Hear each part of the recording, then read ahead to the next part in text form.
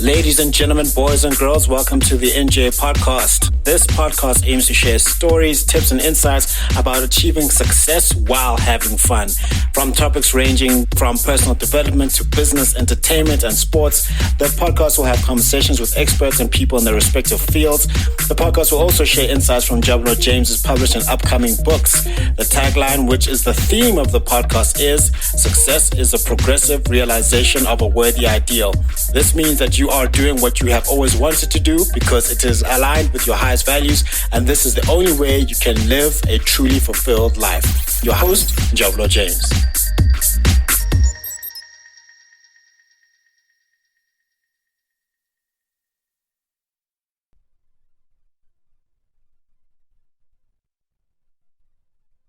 Hey everyone, this is NJ here, the host of the NJ podcast. And I'll start off by saying that, yeah, it's my birthday. So I'm busy recording a show on my I'm recording a show on my birthday, and I'm doing episode 31 of the conversation segment.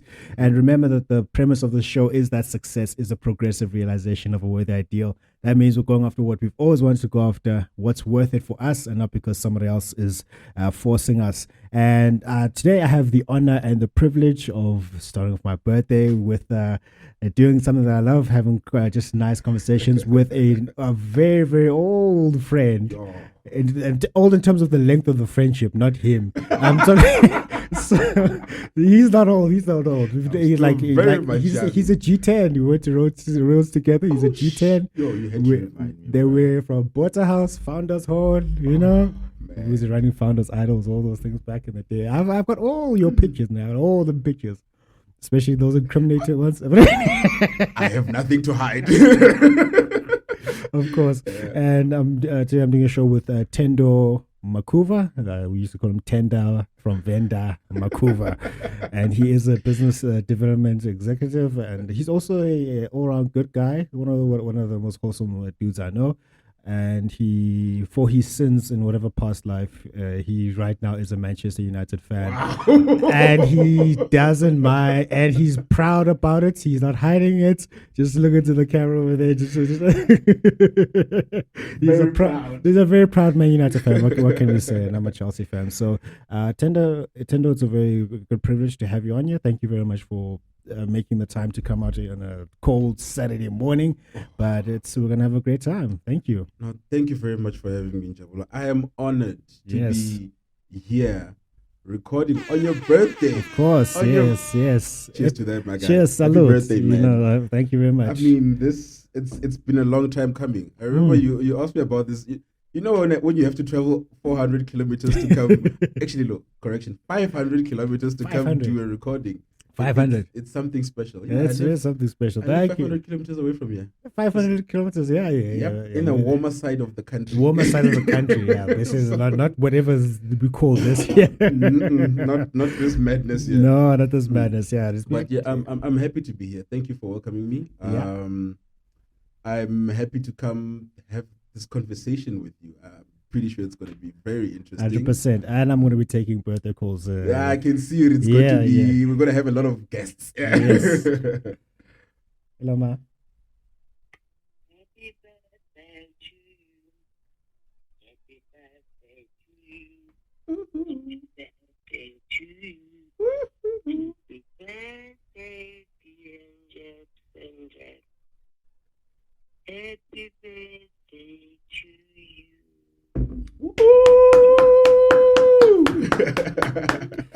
Yeah, ma.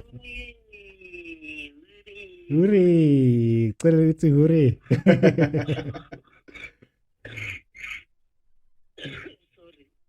No, that's right. Ngiyabonga, ma. Ngiyabonga.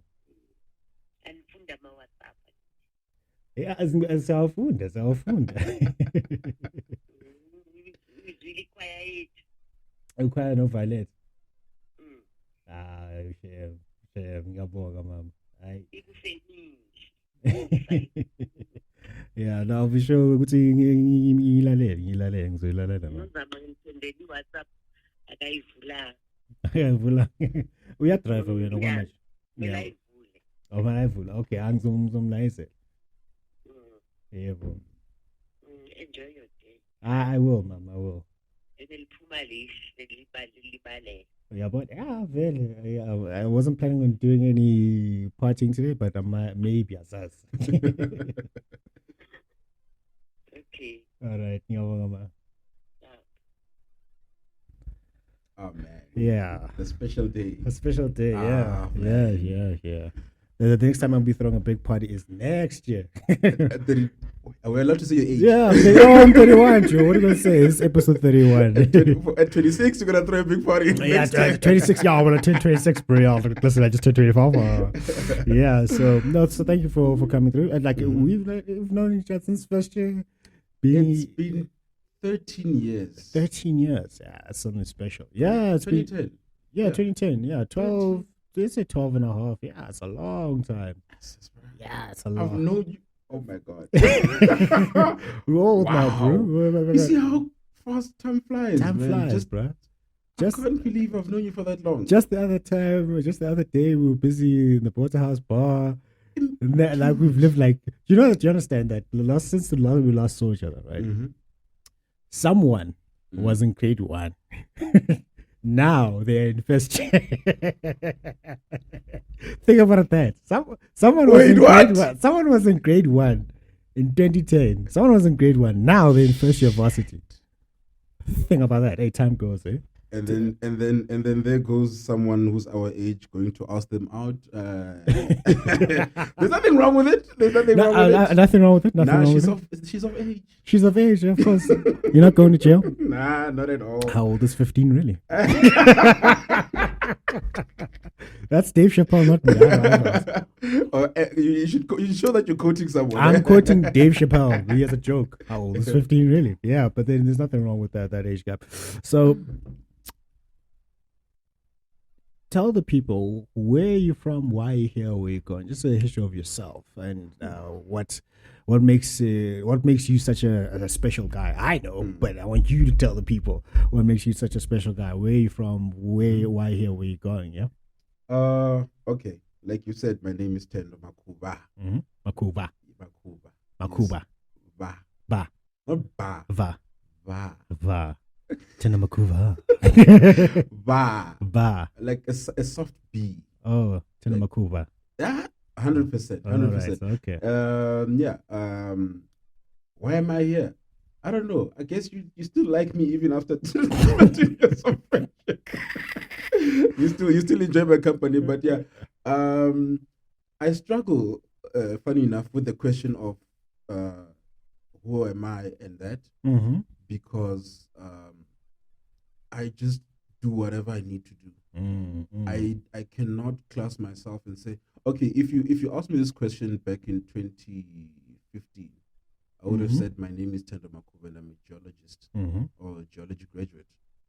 But today, I can't say that's my title. I'm Thendo Makhuvha. I'm, I guess, an all-rounder. Yeah, an all-rounder, yeah. If you want me to do a job, I'll do it. Even if that other one.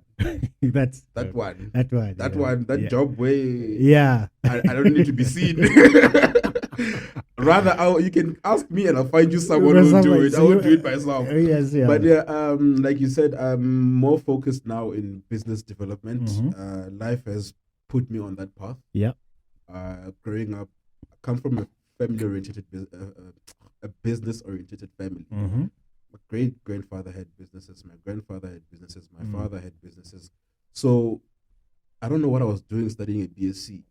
I don't know Big Funani Lapo, but life brought me back life took me back and like, hey, my guy, you belong here. Yeah. Hence, I'm actually I just finished my BCom in economics. Ah, fantastic. So, amazing. Hey, man, salute. Oh, yeah. It's been one hell of a journey. We could have been doing tats together. Dude, imagine. Our friendship could have been bigger than what it is right now. Of course. If I had not tried to be a scientist and study rocks and all that. But no, I love geology. Let me not hate let me ask a question on that choice, because it's very interesting to me, because I studied BCom information systems. However, now, or not even to say however, now I've got a big interest. Like I've always had a big interest in like media, media speaking, entertainment. I mean, like that's always so. Now I'm like, maybe I should have also done something in like joint media management and all that. It's not late now, but that's still something I'm going to do. So, if in your journey, what led you to do a BSc in geology, and what was the shift where you're like, actually, I'm going to do BCom? This thing all started in high school. I used to in grade 9. Yes, in grade 9. Remember in grade 9 we used to do all the subjects, EMS, natural science, maths, and all that. So I enjoyed the science teacher more than the EMS teacher. The EMS teacher was boring, lazy. Like he'd just walk into class and be like talk nonsense. So I ended up not understanding the whole BCom side of things. I'm like, you know what? No, I'm just going to focus on science. I enjoy science. I like exploring things. I like finding out about new things. So I chose the science stream. Then I applied varsity. I was accepted at Rhodes for geology. I was like, yeah, I like this field. It's unique. Not a lot of people are doing it at the time. Now, if was everyone doing it? I mean, if you remember, the department, my first year class. Excuse me. Okay, no, I won't even say first year class, because in first year, like, we'd group together as like all the environmental science students. In second year, my geology class, I think we were less than 20.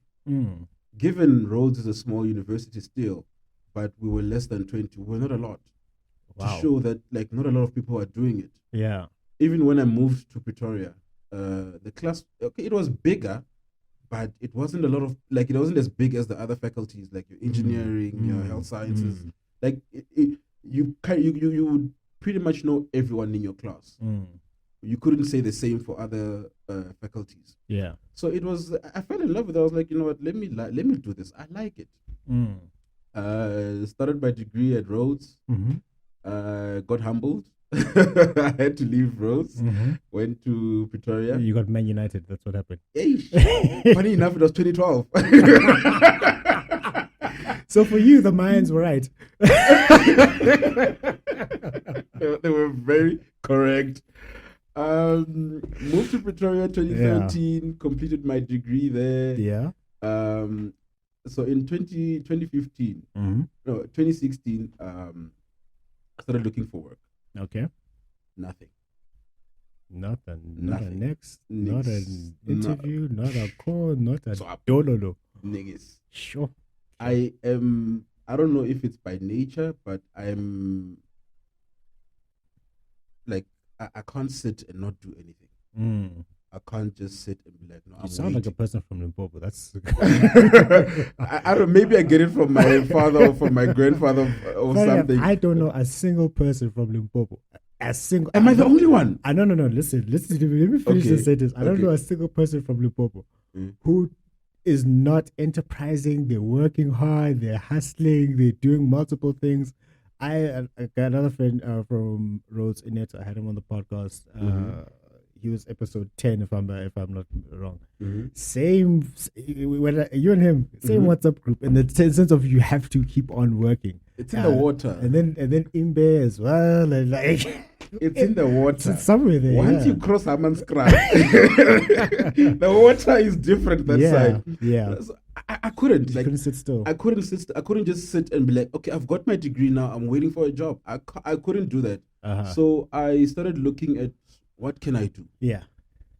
While I was still doing my degree, I had started looking into the markets, financial markets. And I was like, you know what? Actually, I like that. I like, when the series like Billions came out. Oh, yeah. I was like, ooh, I love that. I want some fuck you money too. And also, I remember that there's that season. Remember Suits? Yeah. There's that season where, what's his name? Was it Mike? His name, the smart guy. Yeah, Mike. I think it was Mike. Where he left the law firm and he joined an investment bank. I liked that lifestyle. I liked movies. I enjoyed movies like your Wolf of Wall Street. Wall Street Money Never Dies, Wolf of Wall Street. You know, those, like, when I watch those movies, I'm like, I want that. So it's just something ignites in you, know? Dude. And then, okay, in as much as I started learning about that at that time in 2016, but I was like, you know what? I don't have the capital to do that. I'm the kind of person who, if I have an idea, but I don't have capital, I'll try and find another idea to make capital for the initial idea. I can say everything I've been doing since 2012 has been to fund the idea that I came up with in 2011. Oh, okay. I can't say it on the podcast. No. That's the only thing I can't talk about. Okay, keep it. It's okay if you want to start a strip club. It's okay. In Venda, yeah. We'll be throwing arrows and... So, I'm just kidding. Everything I've been doing since 2012 has been to fund the idea that I want to eventually do in, like, that I came up with in 2011. Yeah. I've tried, when I started back then, you know, actually, okay, you're gonna have to, sometimes you're gonna have to pull me back. Yeah. My story tends to off ramp to another story, to another story. We'll end up in Durban and then come back. Yeah. Moving, you know, I'm an avid believer of everything happens for a reason. True. There's so many things that happened post 2012 that made me believe that I was meant to leave Grahamstown and come back to Gauteng. Yeah, a lot. That's a very mature take. Yeah, and the thing is, I actually realized this maybe like 2 or 3 years after. Because, you know, I accepted the fact that I wasn't going back to Grahamstown. I remember in 2012, I used to tell Oaks, like, guys, now I'm not coming back next year. I'm not coming back next year. Yeah, we thought you were joking. You see, but it happened. Yeah. And it happened later in life. That's when I realized, you know, like, there was a reason why I had to move from Grahamstown. And what was that reason? One of the biggest reasons was I got the chance to say goodbye to my dad. Oh, that's good. If I was still at Rhodes, I wouldn't have gotten the chance. I would have missed it. Yeah. Well, when did your dad pass on? In 2014. 2014. Yeah, in Pretoria. Condolences. So while you were in Pretoria? While I was in Pretoria. It was that thing, you know, all my siblings, my mom, we were all there around him when it happened. Yeah. So those are some of the things that made me realize, like, you know what, I was supposed to be here. Yeah. Funny, the other thing that made me believe that is that my brother, he was in Cape Town when I was in Grahamstown. When he was finished in Cape Town, he came to do his honors at Pretoria. Yeah. As and then well. You ended up in Pretoria as well. No, I went there first. Yeah. Then he followed. So at the end of the day, the whole family ended up in Pretoria. On that particular day, on the 18th of September 2014. Yeah. At 3:00, we were all in Pretoria. 3:00 in the afternoon. In the afternoon, I was like in the morning. I'm like, no. We were all in Pretoria. Yeah. All 6 of us, my siblings. Wow. You have 6 siblings. I have 5 siblings, yeah. There's 6 of you. Yeah. And I'm the last one. You're the last one. Yeah. I know the feeling of being the last one. Yeah, I know. Another reason is the idea that I came up with in 2011. Yeah. The strip club. Yeah, my strip club. When I got to Pretoria, I got the burn to do more research and work. Yeah. I ended up sending emails to people in Germany, sending emails to people in the States. Yeah. Okay, the guy in America didn't reply, but the guy in Germany did. Yeah. And I froze. I was just like, let me take a chance. Because this guy, he's a lead. He's the lead expert in this field in Germany. Like, that was the only university in Germany that was studying this particular field. And he replied to my email. I was shook. I was shook. I was like, oh wow, okay. And he actually liked it. Like, he liked the idea. And I was like, wow, this is nice. But then he told me that there's nothing he can do about it. Like, you know. Why? Money. Oh, currency. Machankura. Yeah. And then I sent the idea to CSIR as well. The head of that department liked it as well. I was invited to CSIR to come see the lab and the work that they're doing. And I was like, wow, I can't believe this is happening. I couldn't believe the things that were happening since I left Grahamstown. I'm not saying Grahamstown was a bad omen for me. I had fun in Grahamstown. I won't lie. I know. I met amazing people. See? And like, I appreciate everything that happened between 2010 and 2012. I grew up a lot. I met a lot of interesting people, amazing people. People like, if 2010 to 2012 did not happen, I don't think I'd be the person that I am today. 100%. Yeah. So I regret nothing. Okay, that's good. That's good. So I'm saying it on a podcast that I was excluded academically from Rhodes. Oxalayo, I got my degree. Oxalayo. I did not find the purple card, but I found the techies card. I got the techies card. You know what I've actually realized? People like to make things out of things that are not things. You know what I mean? Like, people like to make a big deal of something that's really not a big deal. A lot of people have been financially excluded, academically excluded, but that's not a mark of your character. It's a mark of events that happened. That is it. Yeah. It's still the experiences that you have that other people will not have, and people quit too often later on in life because they don't know what it's like to see fire earlier on in life. So you're saying me seeing fire earlier was a good thing? A very good thing. No, seriously, legit, a very good thing. Because some people don't know how to handle failure when it hits them. Yeah. And then next thing, John hang himself. I'm like, why? You know, over something small. So yeah, so like the whole, I speak to a lot of people just to learn. Other people have been financially excluded. People have been academically excluded. Some people were. What's the worst form of exclusion? Like you're just kicked out because you broke a lot of rules. Yeah, I mean, remember how roads are so strict with this. Whole gender-based violence thing. Yeah. If you got caught doing that, you're out. You are out. Gone. Not a chance. Gone. So imagine you got excluded for that. Now, where you gonna go? Where you gonna go? No one's gonna take you. You have a taint on your record now. Forever. So everyone has to bear their cross. But the important thing, the blessing I see for you is that you went through it. Wow, you were still 20, 21. Yeah. Some people going through it now at like 30, 31, and they're like, they don't know how to handle it because they've never really failed at anything. And now they're contemplating going to be with their ancestors. So that's it's sad, man. It's a difficult thing, and I can't say I'm grateful I went through my trials and tribulations earlier in life. Yeah. It just happened. And, life happened, yeah. I guess I'm grateful I survived. The importance of family and people and the people that you surround yourself with. It bears its importance when you go through these things. Yeah. I mean, if I didn't have people in my life that I had at that time, I don't know if I would have survived. Yeah. Because I was, like I said, already in 2012, I was saying that I'm not coming back, telling you guys that I'm not coming back.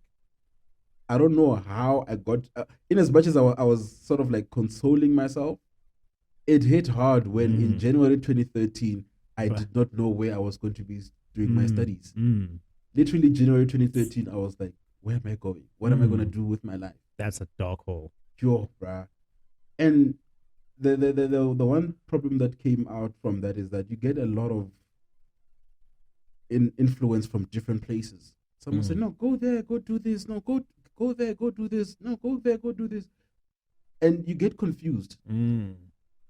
So, but I took a step back, and I asked myself, like, what do you want? What are you gonna do? Yeah. I was on the weekend. On the Monday, I was supposed to be going to Bloemfontein. Yeah. To try and register at UFS. But I didn't want to go there. Why? Bloemfontein is another extension of Grahamstown. Oh yeah. Bloemfontein is it is true. It's true. Grahamstown is small. Bloemfontein is the same, but just a we're bit not saying bigger. anything bad about Bloemfontein. No, I'm we're not just saying anything bad. We're just saying we just that have to put disclaimers out there. Yeah, You know no. how the- Bloemfontein. You know, I actually love Bloemfontein because of the joke. Was it David Cow who said Bloemfontein is so flat you can see a dog running away from the He said it's so flat you can see a dog running away for 3 days. Like, oh, there's put it there. I've been to Bloem once or twice, and I'm like, what goes on here? It's honestly, it's just excuse me. Right? It's just a bigger Grahamstown. And I wasn't feeling it. And then I was just scrolling, I think I was on Facebook or something, and then I saw that UP were accepting walk-ins. And then I went, luckily my dad was in Gauteng at the time. Yep. And I sat with him, I'm like, there's a registration thing at UP. I would like to try it out. And he's like, yeah, shoot your shot, my guy. Yeah. Woke up in the morning, took the Gau train, went to Pretoria. Funny enough, that was my first time, like in Pretoria. Like ever. I've driven past Pretoria. Yes, I've maybe like in high school in matric we went there for a school trip, for a science field trip. But you know, there was that cocooning factor where they told you, no, this is you arrive in Pretoria. There's the hotel. You sleep. You wake up. You get in the bus. You go to. So you're in Pretoria, but you've never experienced Pretoria. Yes. So that was my first time. I got into the train. Do you know how to speak Pretoria? Apparently, it's an entire language. I think I could at the time. Okay, I understand it. Yeah. But I don't think I can reply in Spitori. Oh, it's a bit unfortunate because I remember coming from Limpopo, I learned how to speak Spade. Then I went to Grahamstown and ran into Abram, and he moved me to Setswana. Yeah. Then I come to Pretoria.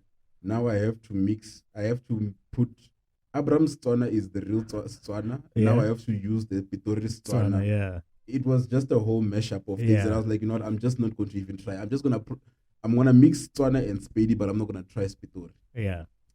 Where was I? You see, so it's the first time you were in Pretoria? My first time in Pretoria. I arrived at the Hatfield train station. I did not know it was so close, so I took the bus. I was told to take the bus because there were kids from what's this high school? Pretoria Boys High School. Pretoria Boys High School. Yeah, there were kids going to that school, so they were like, no. Someone said to me, follow them. Take the same bus as them. Oh, okay. I thought you were like, no, don't stalk them. No. Like they take the same bus. Okay. But they get off after because the school is like next door to the campus. Sure. So I followed them, took the bus. Well, map. Like, okay, I'm getting off here. Yeah. Got onto the bus. 5 minutes, I'm there. I'm like, it's right here. Okay, I get off. Walk in and I ask, I'm like, yeah, no, I'm here to try and register. They're like, oh no, go. I walk. I just walk. I just walk. You know when you used to Grahamstown where you can walk from your room to your class in 5 minutes? Yeah, none of that. None of that. Yo, I walked and I was just like, okay, reading. I was like, oh, thank God I understand English. Turn left. Wasn't everything written in Afrikaans there? Both languages, English and Afrikaans. Oh, okay. And this is the funniest thing happened when I arrived at the faculty office. Yeah. I walked in and I'll never forget. I forgot her name, but I'll never forget her face. This white Afrikaans lady. I went to her and I told her, I was at Rhodes. I'm trying to register for geology. These are my marks. She's like, you know what? It's okay. Here's a form. Go fill it out outside. When you come back, I'm gonna give you what do you call this form where you have to write all the modules you've done, and then they go and sort of like. I just know it as credit form. Your credit form. Yes. Okay. So she's like, no, when you're done, bring it back. I'll give you a credit form. You'll go around to the different departments, and then they'll credit you for the credits you've done. She was so helpful. Like it literally took me 10 minutes to get registered at UP. That's a blessing, dude.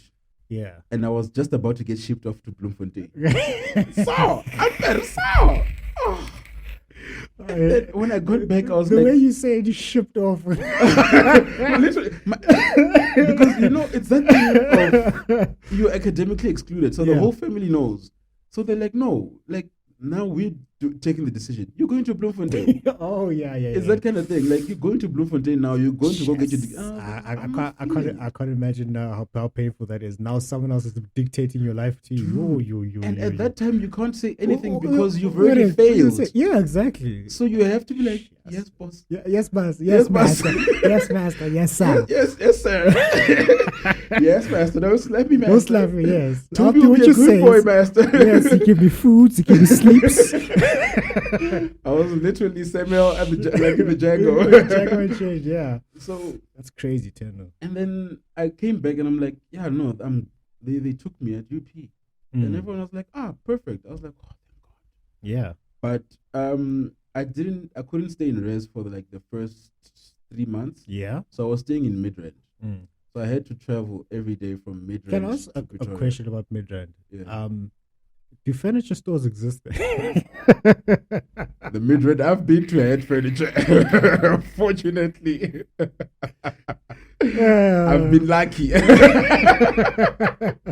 been lucky. You know those stereotypes. No. I've seen them. I have seen. You're lying. Ooh. To people, I thought it was just a meme. Ooh. No. Do you know the account on Instagram, Mr. Laughter? Like you put it, like they'll put some jokes about the guys from Midrand. They'll have like a and a fly ass apartment. $4 furniture. They've got a TV and a camp chair and a crate to put the TV on in the sleeping bed. And the cooler box is a coffee table. That's all you need as a bachelor, though. That's all you need. Oh, okay. I was fortunate enough not to experience that because I was living with my sisters. Okay. Like I used to interchange between my sisters. It was hard, man. It wasn't easy. I remember this. Also, Midrand and Pretoria is not that far apart, but it's still a bit of a distance, right? Yeah, it is. How many kilometers do you think you had to travel? I wasn't counting kilos because I was using the train. Oh, using train. Okay, yeah. No mind. So, but still, I had to wake up at like 4 a.m. because my sister used to wake up around that time. She used to leave for the office. Do me a favor, please. Get out right here. In this weather. Because she used to work in Joburg. So she had to leave early to beat the traffic. Yeah. So I had to, like, if I wanted to leave with her to catch the train or to be in class for the Donnies, I had to wake up at that time in this weather. And sometimes if she was around, I'd go with her to the train. Yeah. If she wasn't driving if she wasn't using the train, then I'd sometimes have to catch the bus. And where she stayed was quite a bit. There's a distance from her place to the bus stop. I remember this one time where it was raining. I'll never forget this. Like I learned a lot from that experience, and I did not complain a single bit to my family. I took it to the. Take it like a man. I took it on the chin. Take it like a man.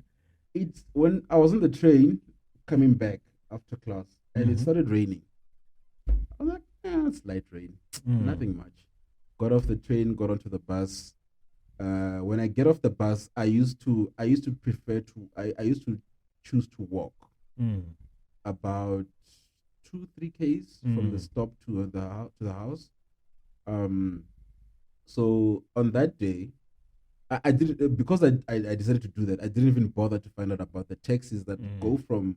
It's in Cotswold, that go from Cotswold to the residential areas. I didn't even bother. I was like, I'll walk. You'll be fine. I'll be fine. I'm a man. I get off the bus. No. While I'm in the bus, it starts raining. Wow. I'm like, it's drizzle. I'll walk fast.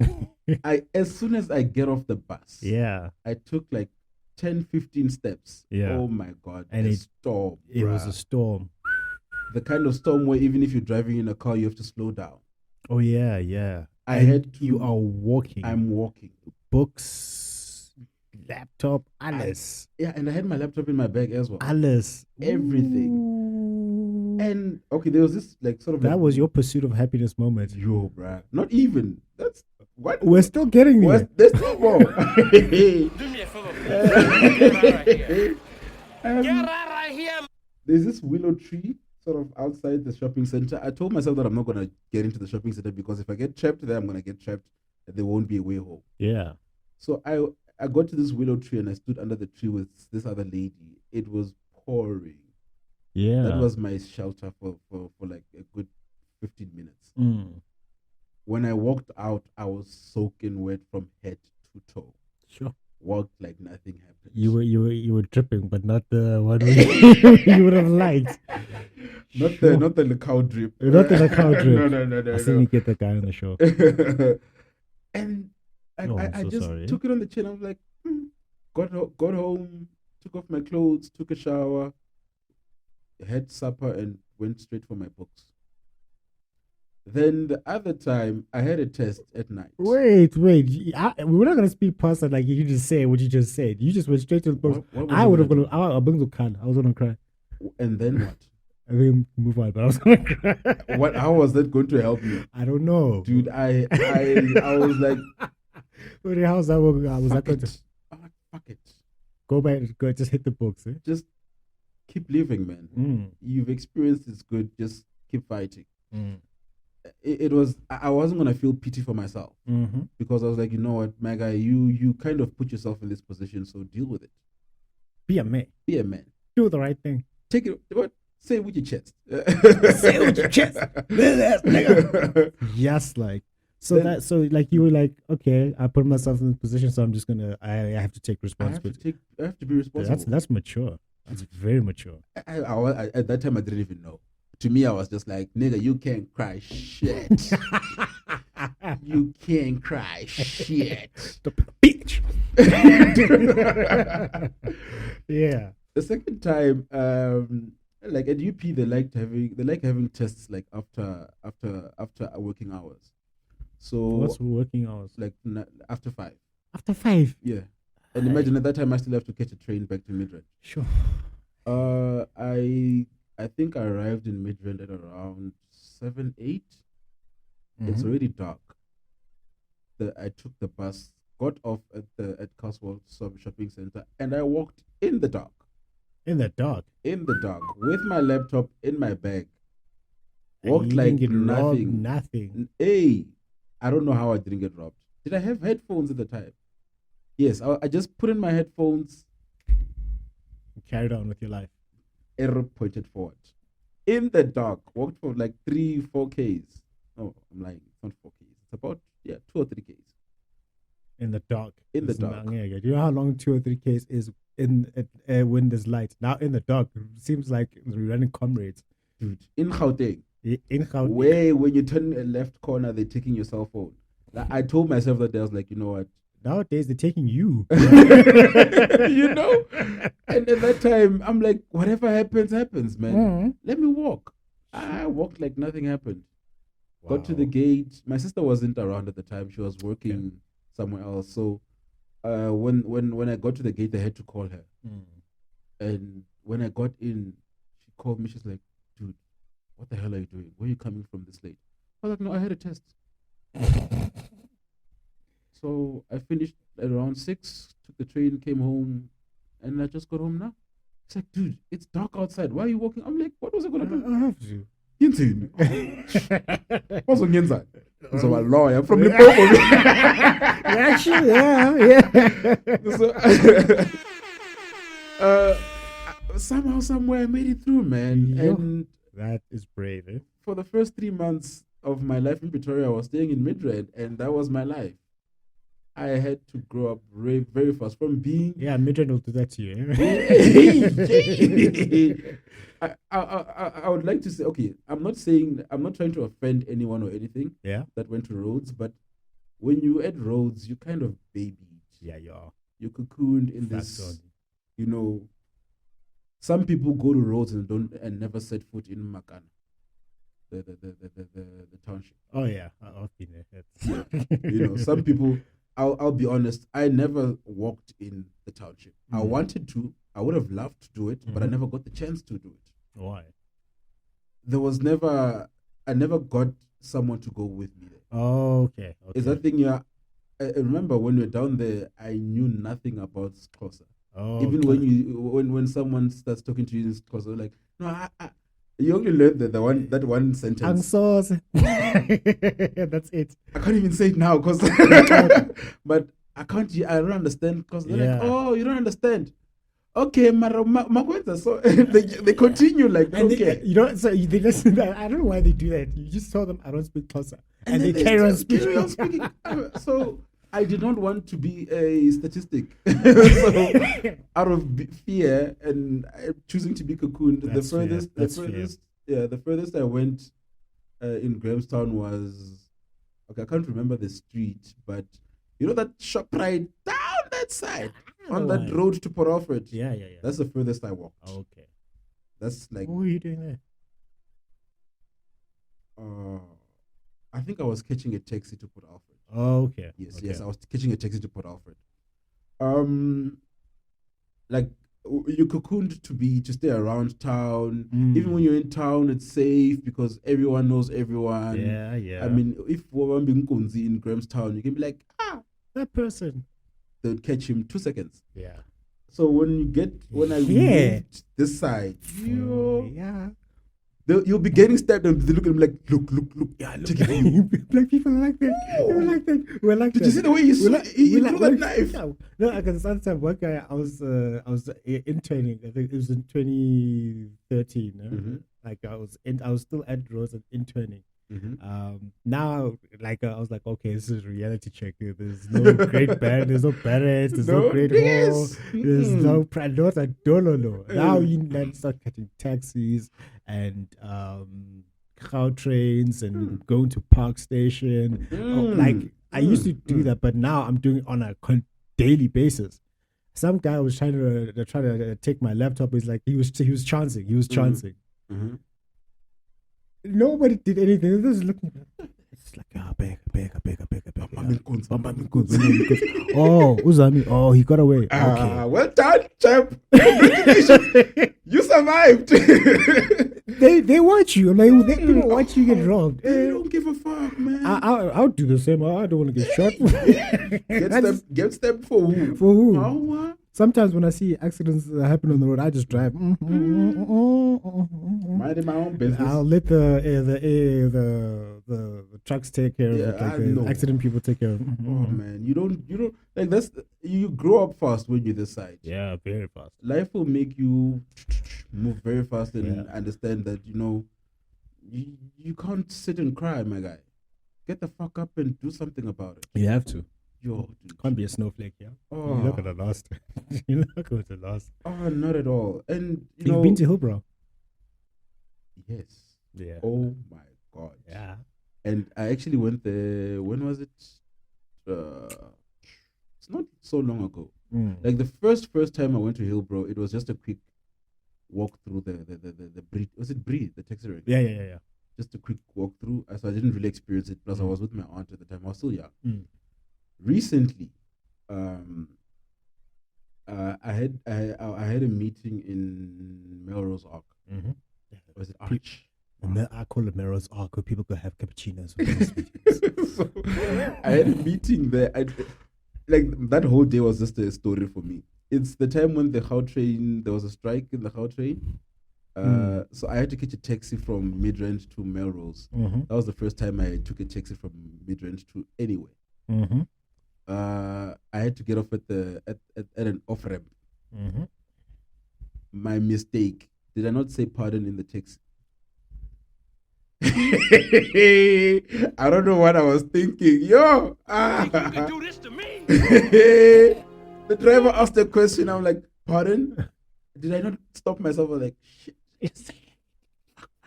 What did I say? What did I do that for? The lady next to me quickly jumped in and she answered. I was like, oh, thank God. After the meeting, now I have to go back to Midrand. Yeah. There are no taxis direct from Melrose to Midrand. I have to go to Joburg. Yeah. There was this other homeboy of mine who was at UJ.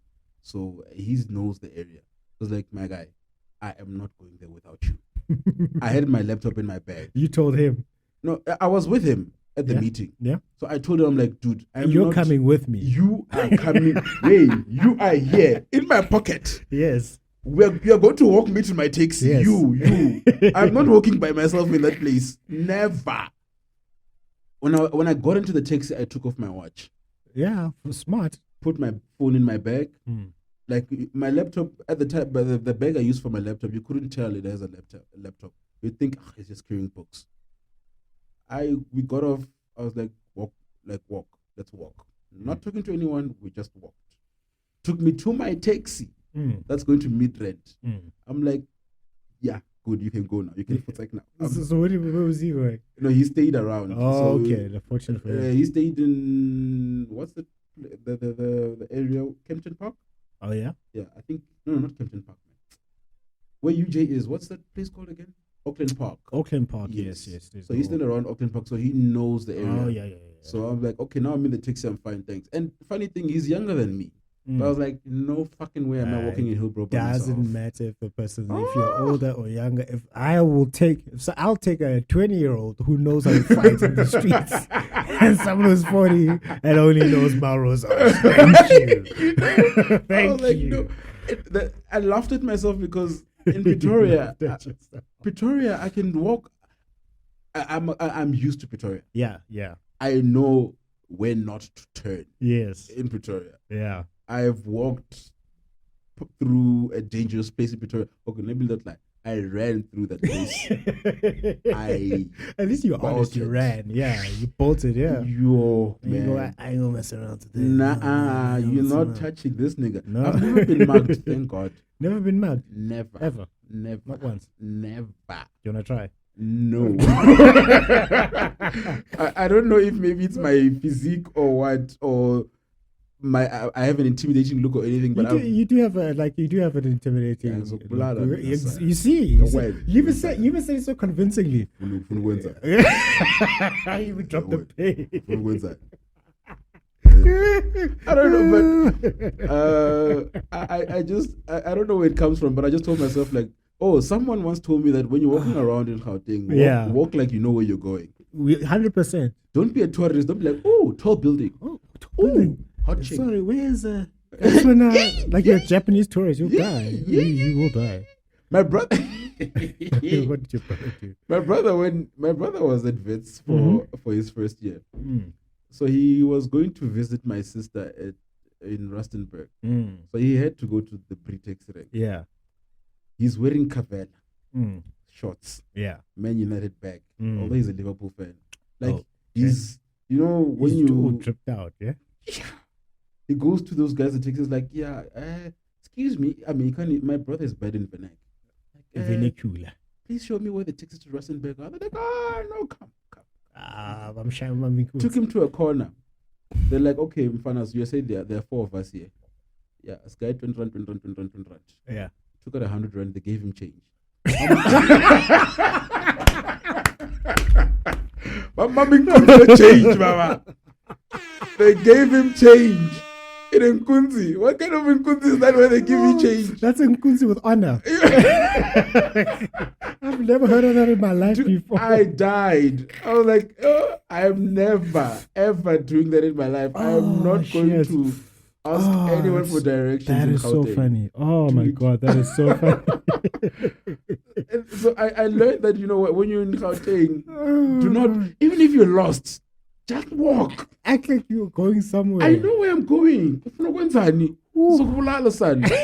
This is my hood, nigga.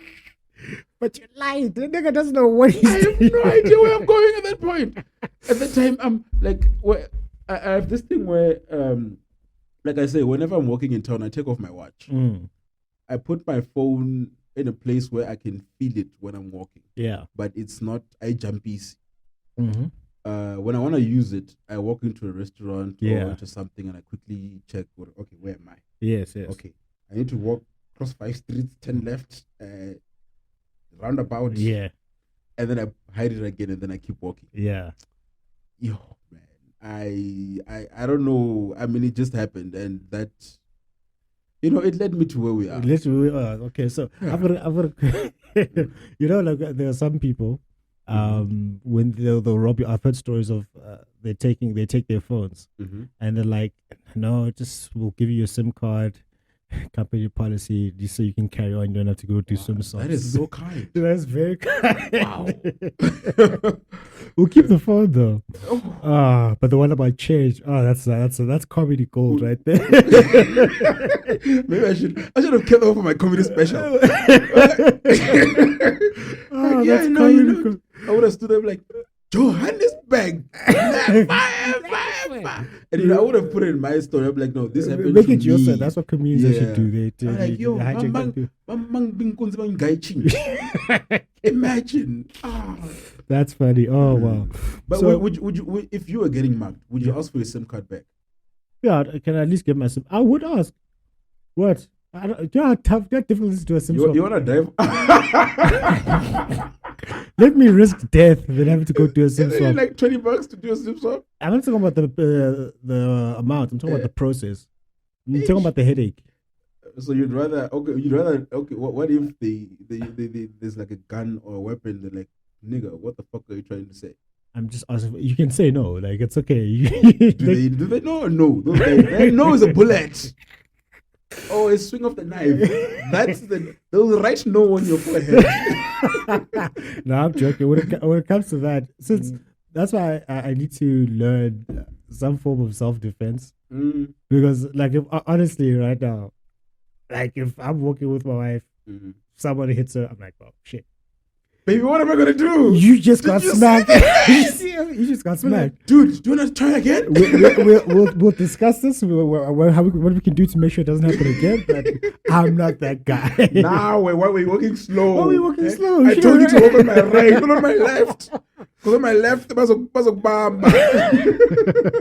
So yeah, I need to learn some form of self-defense. So you're still in Pretoria. Yeah. And you finished when?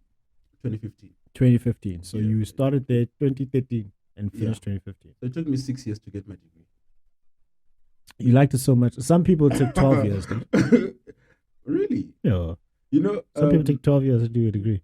I don't know if maybe I'm going to be, people are going to start hating me now, but my number is 6. Everything in my life I pencil with 6. And 666. Yeah. I know. Michael, I know. I'm thinking about Michael Jordan. What 666 you think about? Michael Jordan went 6 for 6 finals MVP to allow a game 7. That's the 6 I'm thinking about. I'm the 6th child. Yeah. It took me 6 tries to get my driver's license. 6, goddamn. On the second try, I refused to pay bribe. You refused to pay was honorable. I was like, no, fuck you. I'm not paying a price. Because like I passed the test. And so you passed the test and you didn't want to. When we got back to the office, he's like, writing, like marking the thing. And then he stops and he looks at me and he's like, so what are we going to do? About what? And then I look back at him and I'm like, about what? Everyone in this country, we'll just put it on auction. I think we should auction South Africa off. Don't you think? We'll just auction once. Elon Musk must buy us as well. Who must be his next acquisition. And I'm like, and then what? Uni? Yeah. He's like, oh, okay. Failed. I'm like, oh. At least you kept your integrity. Well done. Thank you. Fuck you. I'm out of here. I got my license in Grahamstown. Yeah. Because back in Limpopo, they want money. And like it took me 6 tries to get. On the 6th try, yeah, I got my license. It took me 6 years to get my first degree. Yeah. What else? I used to think that I was gonna marry the 6th girl I was going to date, but wow. Now what? Now we're going towards 66. Maybe 66. Maybe it's gonna be the 66th girl. 66th girl. But, yeah. So 6 is an important number to you, yeah? I don't know if it's important or it's just something that's bestowed on me. That's just bestowed on you, yeah. It's just one. Yeah, so if I was playing Lotto, I'd play 6, 16, 26, 36. I play all the 6s. Eh? There's an idea. And if you hit the Powerball, just remember I need some new equipment here. I'll give you 6. rand What's our 6 rand, chief? or 6% of the Oh, winnings. that's better. I'll take a percentage. Like this is new podcast equivalent, like yeah. So, yeah, it So took you me- finished the like. So 2050. what was the like honest to God, like that's an intense journey. Halfway through, there's the academic exclusion. Then there's the humbling reality that you know what, I don't have much power here, quote unquote power, because you're like people saying you are going to Bloemfontein where you can see your dog running, but you didn't want to go there. So then by some divine intervention, you get into Pretoria. Then you think you arrive. Like, okay, I've got a way forward, and then you move to Midrand, and then but you have furniture. Thank goodness it wasn't 6 months. It was only 3 months. 3 in months, Midrand, yeah. Well, good luck, good for you. Yeah. Guys in Midrand, we love you. There's nothing wrong with people from Midrand. Then you go through being dripping wet in the rain. You don't cry. I would have been like this every Think single you can day. do this to me? And then you walk in the dark. Yeah. And then you still have to. Do you not have like PTSD having to go through the same modules because you had that experience that you're like, I failed here before. Why? I'm afraid I'm gonna fail again. No, I was actually more determined. That's the next good. time I tried. That's good. Yeah. Okay, I want to tell this story, but can I quickly go to the bathroom first? You want to go to the I need to lavatory? pee. Okay, cool. We'll pause. You Okay. can just unmic Alright, yourself cool. there, Wait, right over there. Yeah. so convenient. So close. Yeah. Continue. All right. So, well, you asked me about the trauma of repeating modules. Yeah. Yeah, I never really had that traumatic thing, feeling or anything. To me, it was more of, okay, you flunked. Oh, shit. You have another year. Go back, do it again. That's it. There's this one experience that I went through when I was in Pretoria. There's this module that used to trap everyone. Like this geology model, ne? What is it called? It will humble. It's called I forgot. That bad, It's- eh? You had to forget. It has to do with geochemistry, like in metamorphic geology and geochemistry. It's like it's so difficult. Yeah. It's a whole semester module. You know, in UP most modules are like quarter 3 months modules, but this one is a whole semester. A whole semester. And it has 2 lectures. Damn. Like there's the first half is one lecture, and then the second half is another lecture. Did I not? I took. It's one of the modules that I failed at Rhodes as well. So when I went there, I was like, I've done this before. It's easy. And rap. Bah! Wow. I was like, looks like you haven't done this before. It just Agueroed you. That's what it did. Yay! It humbled me. But the following year, I was more determined. Went in there. I had this experience where the lecturer who takes the first half, like he was an asshole. I'm sorry, he was an asshole. He was actually a Rhodes graduate. A Rhodes graduate. What do Yeah. you mean? Like he got his geology degree at Rhodes as well. So he decided to, like, I'm like, guy, Rhodes, like, just at least No, like he was a doctor. So it wasn't like he didn't flaunt it or I got my, well, okay, he did. Yeah. He did feel like I got my degree at Rhodes. Yeah. I know my shit. Like not to me, but like to everyone. Yeah. So he was condescending a lot. Yeah. We don't like people like that. Yeah? I hate it when someone is patronizing me. I hate it. So this one day in class, like he's teaching, and then he's lecturing. And then I raised my hand because I didn't understand the question, and I was like, it was okay. I'm gonna try and explain it like in layman's terms. It was we're talking about the different phases of rocks, from solid, liquid, and gas. Not gas, but molten, like whatever the phases of rocks there. So I asked a question because I wasn't understanding, like everything. The whole lecture is based on a certain like graph diagram thingy, which if you don't know what it is, you would be like, what the hell is going on here? Yeah. So I asked a question, and he was very condescending in his answer. Mm. You know, he was like, have you ever seen powder Coke? Powder Coke. Like Coca-Cola Yeah, in yeah. powder form. I almost answered yes because of, you know, Oh, Coke. that other Coke. But, you know, I don't think that's what he meant. yeah, I know. But, you know, I was so pissed off at that time. I was like, I should have. You know, when you walk around like, damn it. One time I could just say that. I should have. Yeah, I should have just gone in, you know? And he's doing this in front of the whole class. It's like are you stupid? Can you not see that? That's not a good teacher or no lecturer. At least I think, in my opinion, because someone he's supposed to motivate you. Exactly. Well, funny enough, it did motivate me. I got a distinction his section. Oh, distinction his dropped session. it. Yes. I was like, you know what? Fuck you. I'm gonna kill this section again. I distinctioned it. Good. Dude, I was when I wrote his paper. Okay, You think you can do this to me? I had that book. You think you can in front of the whole class? Oh, you think you can do this to me? Okay. You'll be doing burpees and pushing there when I'm done with you motherfuckers.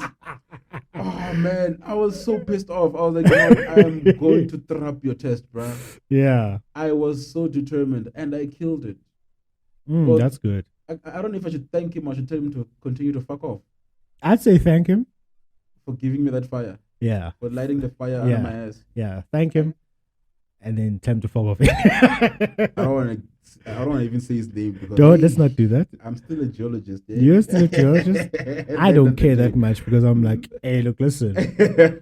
You can't cancel me on a platform that I own. But I'm sure he's gonna know who he is when I say he was a lecturer. He was a geologist lecturer at UP, and he got his degree from Rhodes. Know yourself.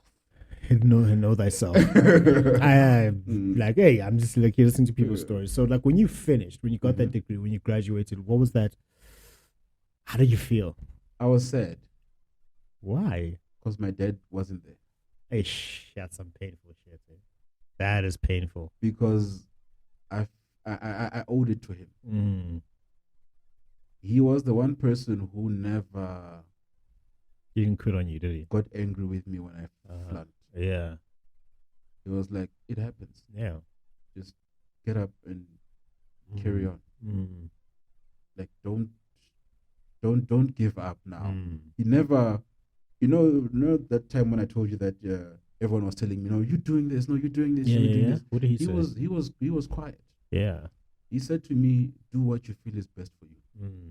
Remember, I sat with him the day before I went to Pretoria and I told him about it. Yeah. And he's like, do what you feel is good for you. Yeah. Went to Pretoria and I got it. Yeah. Remember, I completed my degree in 2015. Yeah. He passed away in 2014. Yeah. So I was supposed to be happy, but I was the whole time when it was happening, when I realized that I'm finally done, the whole time I was like, shit, he's not here. Ish. And that's painful, eh? Just like it, man. I felt like I owed it to him. Yeah, I get that feeling. You know, even if I had kept failing and whatever, I would have continued just so I can say, you know what? There you go. There's BSc. There's BSc. Now I'm going to business like I was supposed to. I don't think it's about BSc. I think it's about that thing that you finish something. Finish what you started. Yeah, finish what you started. Yeah, just finish what you started. So I was happy. I was like, oh, finally. My name is Thendo Makhuvha, big BSc geology. Nigga. It's a sense of achievement. Like, at least, well, at least you say you've done something that most people don't know how to do, because people don't know how to finish things nowadays. Dude. We don't know how to finish. And it's not good, man, because, you know, leaving things half-heartedly it's destroying us as a nation. Yeah. There's so many things that are not happening in our lives because we just drink this glass and leave it half and like, nah. Exactly. I'm done. Or they're, they're supposed to build 10 bridges, they only build one. You see now. Yeah. So I was excited. I'm done. No, but well done. Eh? Like it's a big thing. Like it's a big thing to go through all of that. Now I'm going into the job market. I would put it into my motivational speeches. You know, like, listen, but yeah, you guys don't know anything. I used to walk. Okay, I used to walk in the dark for 3 kilometers. Huh? I was dripping wet. Came back home. I didn't cry. Hey. I didn't drink. I didn't smoke. I just went straight to the books. Man. I got robbed, and they took the 20 Rand. Take that and make my own story. I'm never forgetting that. Yo, that's iconic. I don't know, man. It's Yes. So how is it like? Because I'm writing the 3rd book. Nah? Just make a note of that for me to give you 2 copies as a part of being the. Woohoo! But you have to read them. I bought books with avocados, guys. You buy books. It's a barter system. Nowadays, shit, because cash is a commodity. Hey, man. No. The people guests who come on the show who haven't got a copy of the book, it's my way of saying thank you for coming to the show. Oh, definitely. Yeah. I'm definitely going to read them. No chance. So now I'm on the 3rd one, right? Where I'm talking about how to build better men. Pray for me. But I'm starting off with the unpacking childhood issues, because most of the stuff that's going on in the world today, people act in ways, they do things because there's something that's happened to them when they were kids or teenagers that were not really dealt with. And one of the things that I've realized is that for a boy to lose their father is one of the most traumatic things they'll ever go through. I didn't know that until I experienced it myself at the end of 2020. 2020 was like dumpster fire every year. 2020 was like we should have just. I think the world was hitting reset. Like 2020, COVID, just like not going to work. You're staying at home, Baba. Yeah, true. Like on that front, work was still fine because I could still work remotely. So I also cut down costs. I didn't have to. I didn't have to go see people. I didn't need to see. If I haven't seen you since 2020, just know. Not COVID. You're not that important. If I haven't seen you since 2020. Wow. No, honestly. I mean, read the room, man. Take a hint. Take a hint, bro. Take a hint. Or you're just too far away. There's nothing I can do about it. No, I'm kidding. So 2020 hit. I was supposed to get married in 2020, but then couldn't do much. And then my dad got really sick, and then he passed away. My condolences. Yeah, that's what. Yeah, it's. But the thing is, I wasn't too sad about his passing. Because I've known that I was on the way my life was going was one that was making him proud. Oh, yes. That's the thing. Unlike the people who cry the hardest at funerals, or those who have unfinished business, like a lot of unfinished business. Definitely, like a lot of unfinished business. Like you were constantly rebelling. You were not on the right path. You were disrespectful. There we go. That's regret, the word. You should write a book, yeah. Regret. I write you write the books, and I turn them into a documentary or movie. That's what I do. You can turn them into a documentary. Yeah. So it's like that deep-seated regret. They cry, and that's why they'll buy like a fancy coffin or fancy tombstones to get that guilt. But there's certain things you cannot take back. No, you can't. You can't take back because I mean, like for you, you're on the path, which I'm very grateful for you that you were on that path. Yeah. If you were like, I'm out. I'm out. I don't want to see you guys again. And then you pass this now for the rest of your existence. You've got that. You've got that in your mind. So for me, I wouldn't be here, man. I don't know where you'd be. I don't even want to think about it. It's traumatic. So, Sigmund Freud says that a man cannot be a man until his father dies, which means you can't really grow up and take full on responsibility for yourself because you've always got this tyrant here or this guarding figure to Thendo, go left, go right, turn here, do this, do that, do that. So when your father dies, that's when you realize now I have to really be my own parent. I have to really be my own father. For some people, it destroys them. It destroys them completely. They're not able to come back from that. But you're still here, and you're still pushing. You're still working. You're still going forward. So, what was the impact of your father passing away on you? And how did you deal with it?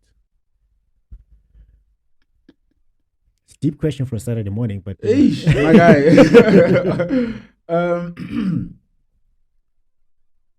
I don't. Okay, when it happened, now Mhm. I was obviously devastated. Yeah. Because I still had it, like, when you're young, when you're with your dad, you still have visions of, no, I want to do this with him. I want to show. I want him to see this. I want him to see my kids and all that and all that and all that, etc. When it happened, it was a thing of, okay, you know what? Out of the six of us, there's only two of us boys, and we're the youngest. I'm the youngest, and my brother is second youngest. You take on that responsibility, when you. Okay, let me put it this way. There's this guy who used to work for us, for my dad. He was very close to my dad. Yeah. When it happened, remember, my dad passed away in Pretoria. Yeah. So when we went home, when we saw him, Yeah. He was running around doing errands, preparing for the funeral and everything. But no, let me not lie. No, he tried to avoid that because he was, can I say, in denial? Because even when my dad left Venda coming to the hospital, he told him that, dude, this is goodbye. This might be the last time you're seeing me. Okay. And he was like, nah, man, don't say that. Yeah. So when we saw him, he said to us, boys, you are now men. Okay? Yeah. So it happened. Yeah. You're now men. So I'll speak for myself. I can't speak for my brother. It got into me that you're now men. Dude, that's like, it just hit you. Like, it just kicks in. Yeah. Like, you need to be responsible now. You need to, remember at that time, all of us were away from home. It was just my parents at home. Yeah. So now my mom was going to be home alone. It was that thing of, now you have to start thinking about her. Like, how can you sort of like come home more often so that she doesn't really feel like she's alone? Yeah. So a lot, I can't really explain it. Like, things just happened. Yeah. The funny thing is, I realized that I didn't really mourn him at the time. I was having a conversation with my girlfriend at the time, which was 2 years ago. Yeah, I think 2 years ago. And she asked me about it. And I realized that this is the first time I'm talking about it. Dude, did I not cry? That's good. Did I not stop the car and just broke down? Because I realized that I've never talked about it. Yeah. Like, no one. Sorry.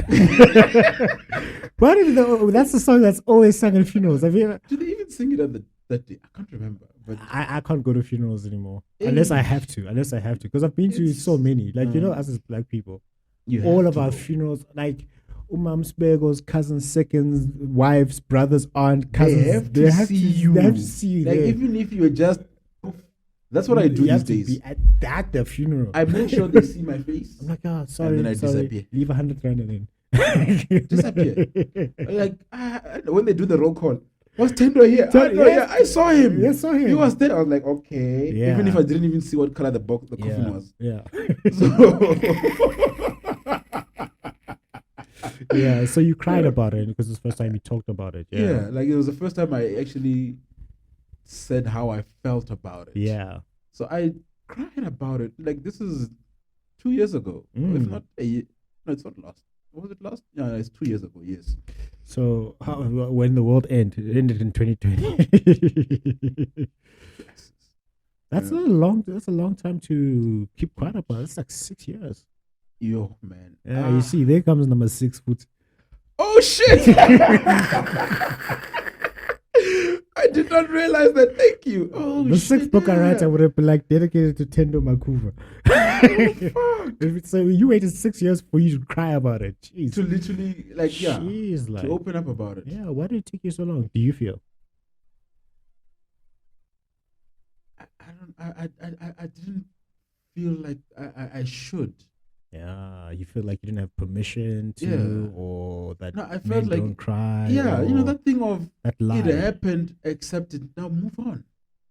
Remember, I flunked, walked in the rain. Move on. Walk to the dog. In the dark. You don't cry, my guy. You got Bamba and Kunzi. And they gave me change. And you just move on. Move on.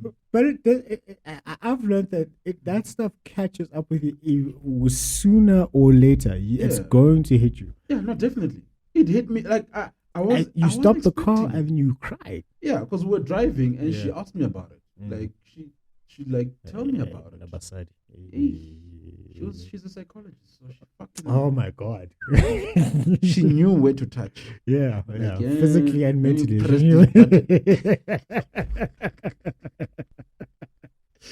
Let me press this button. Oh, it says pop, pop, pop, pop, pop. What's that? So this one, yeah. She got me there. No, I'm joking. This is the right one for such a So she got me to that point. Yeah. And yeah, I talked about it, and I felt the emotions coming out. Like, what's going on? What's going on? What's this? Okay, I need to stop the car, and I broke down. You broke down. Oh man, it hit me all along. It's been that thing of everything I've done since my degree has been possible because of what he did. He was an educator, but because he wanted more for his kids, he started businesses. Yeah, that's good. So that's why I say, like, this business mindset is coming from. I didn't just wake up like business. Yes. The first time I celebrated Christmas at home was 2019. My whole life, Christmas was spent at the shop. Working. Yeah. No wonder you were so industrious. Dude, you should have been running for duels with me. Hey, I was happy to be away from that. When I was there, yeah, because you're always doing it at home. Yo, dude, and I didn't.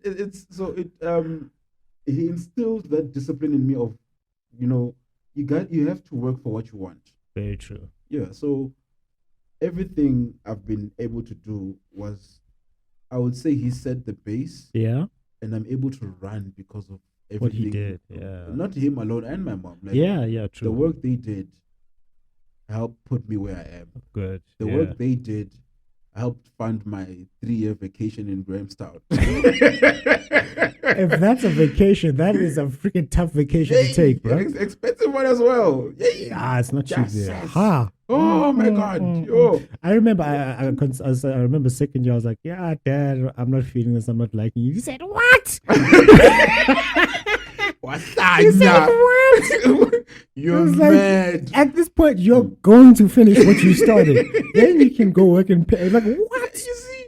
It's man. Because at the end of second year, it's like 100K. I remember that 2011, there was 100K on my thingy, on my student thingy. And I don't owe it. That's the thing. We don't owe 100K, bro. We don't owe any institution any money. And so what your parents because of their work. Yeah. And I couldn't even get NSFAS because they were government employees. Oh yeah. You can't. If your nepotism. If your parents, if you get it, then you had to lie on your forms. Oh, okay. So we're not doing that. We don't do that here. Yeah. So, we tried. We tried to get I remember every time I came home, my dad used to have like these loan forms. Like we tried to apply for those things, but it never panned out. Yeah. So they fit the bill. At that time, the funny thing is, the whole life, my parents have been paying varsity fees in 2. What do you mean in 2? The first bonds at home, they're twins. They went to varsity at the same time. Then the middle sisters, They went to varsity at the same time as well, because the age difference is like 3-4. So they went to varsity at the same time. Yeah. My brother and I, we went to varsity at the same time. So they always paid varsity fees in two. Hey, your parents are strong, eh? Luckily. Like what you're hearing so far? Make sure you never miss a show by clicking subscribe now button. Follow on YouTube, Instagram, and other platforms listed. Also, check out the website for more information. This podcast is made possible by listeners like you. Thank you for the support. Now back to the show. One of my sisters had a bursary. My Yeah. brother also had a bursary. Yeah. So there was some relief here and there. Yeah.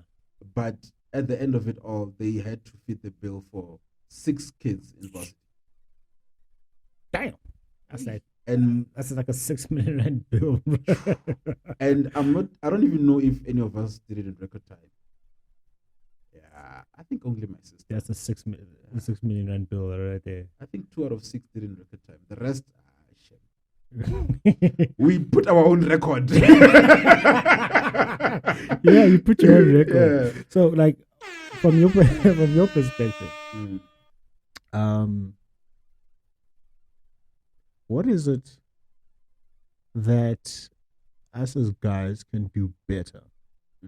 I'm tired of the narrative like, hey, men are trash. Yeah, we know. We know. We know. But know. look, Am I next? We don't know.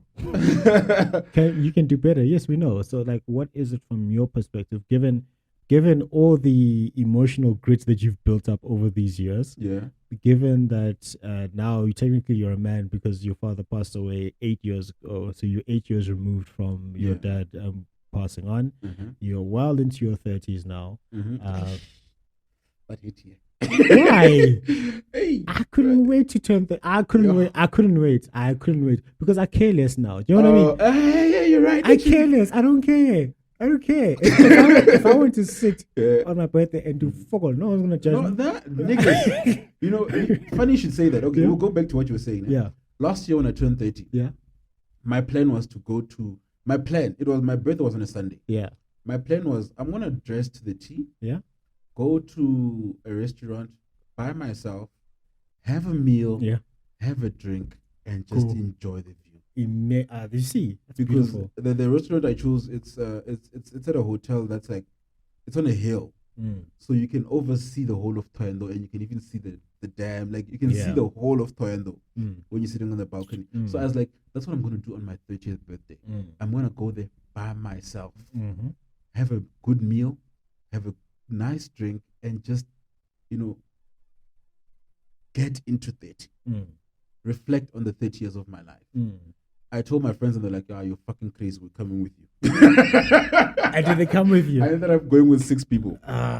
You see now, like honestly, like even for me today, people always ask me like, "What are you doing for your birthday? Where's the party?" Hey, I'm like, I'm 31, not 30, Exactly. or 35. It's not a milestone birthday, like you know what I mean? It is a milestone, bro. Like you should never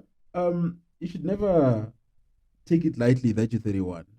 My guy, it's big. Mm. It's mentally you becoming that guy. Yeah. When we read your obituary, we're going to describe who you became at 30. Mm. I feel like that's like we're going. The Njabulo everyone is going to know is the Njabulo. Okay, some of us are fortunate enough to know Fabram. Fabrahimovic. Fabrahimovic. But those who are not fortunate enough to know Fabram, Mm. they will describe Njabulo as the man he was when he turned 30 and beyond. Yeah. In the 20s, we're still young, dumb, and full of cum. Very true. Yeah. Sometimes too full of cum, but we're literally. Yeah. Let's go back to what. Yeah. So also like the next when I turn 32 and 33, I'm throwing massive parties. I'm serious. I'm throwing massive parties We for need this. to enjoy this, man. Yeah. When I turned 31, I was like, no, because 32, I'm a big fan of Alexander the Great. Yeah. He died at 32. Oh, I actually like the number 32 as well. Yeah, and also Muhammad Ali, when he beat George Foreman, was also 32. Oh, And then also now nice. you've got 2 years into your 30s. So now you've got some good experience. So they are your lotto numbers. Yeah, 3, 2, 23, 32. And then when I turned 33, Jesus died at 33. So I'm like, YOLO. I live longer than you, guys. YOLO. So I'm like, I don't know if I can make it or not. So 31, I just wanted to just take it easy because 20 when I was 25, I threw a party. 26, I threw a party. 27, I threw a party. 28, I threw a party. 2029 was 2020. We didn't really do much. You were not allowed to throw a party. Yeah, when I turned 30, threw a party. And then after, in that same year, I got married. So I'm like, it was just last year was just a party for you. It was just a big party. It was a big party. If I ask you what happened on this day last year, you'd be like, hey, I don't remember. Where was I? No, I did something, Joe. It was a Friday. I did something, Joe. There was a drink as well, ne? Yeah, there was a lot of them actually.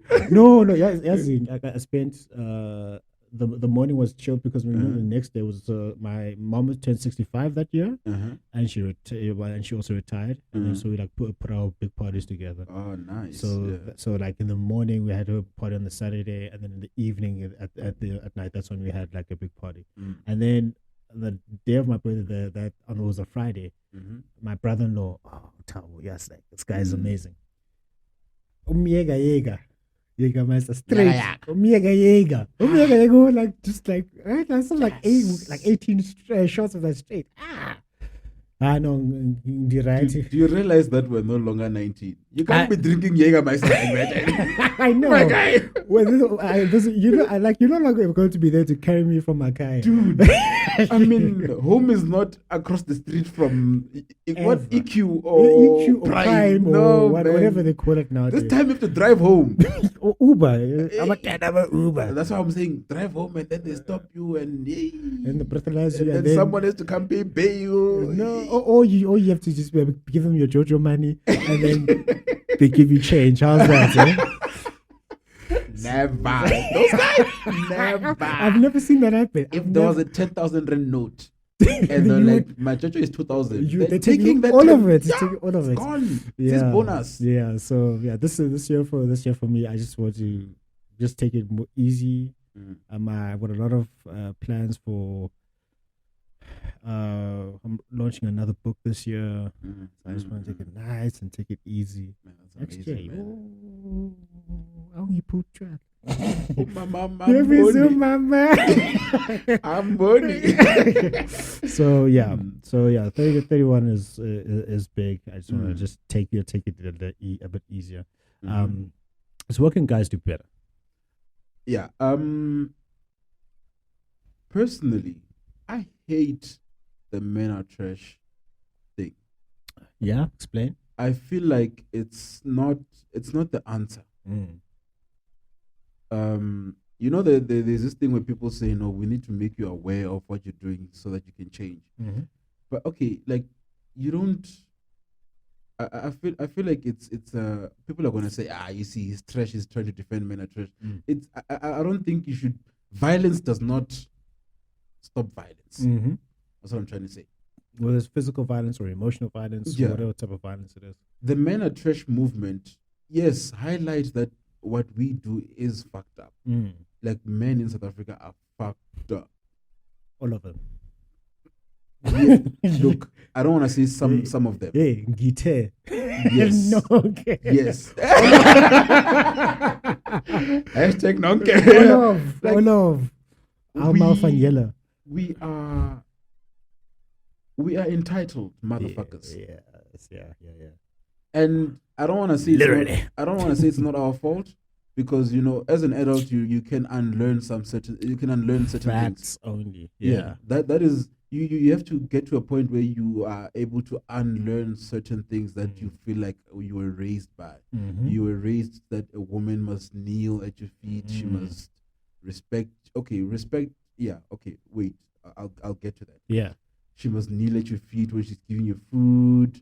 She must not talk back to you. Look, maybe we misinterpreted that advice. our parents' generation, it's not even that long ago. Mm. Our parents' generation, women were raised to serve men because it was believed that men are the ones who go out and labor. When our parents were in school, especially for women or our grandparents, they didn't have jobs that a woman could do, like sit in an office and type. Yeah. It was back-breaking work at the time. It was mining. Yeah. I'm not saying women can't mine. Yeah. But it was perceived to be a job so physical, only men can do it. Like, which has merit to it because men Yes. were physically built to do it. Yeah. Yes, like we can take a rock in the chest and still keep walking. Yeah.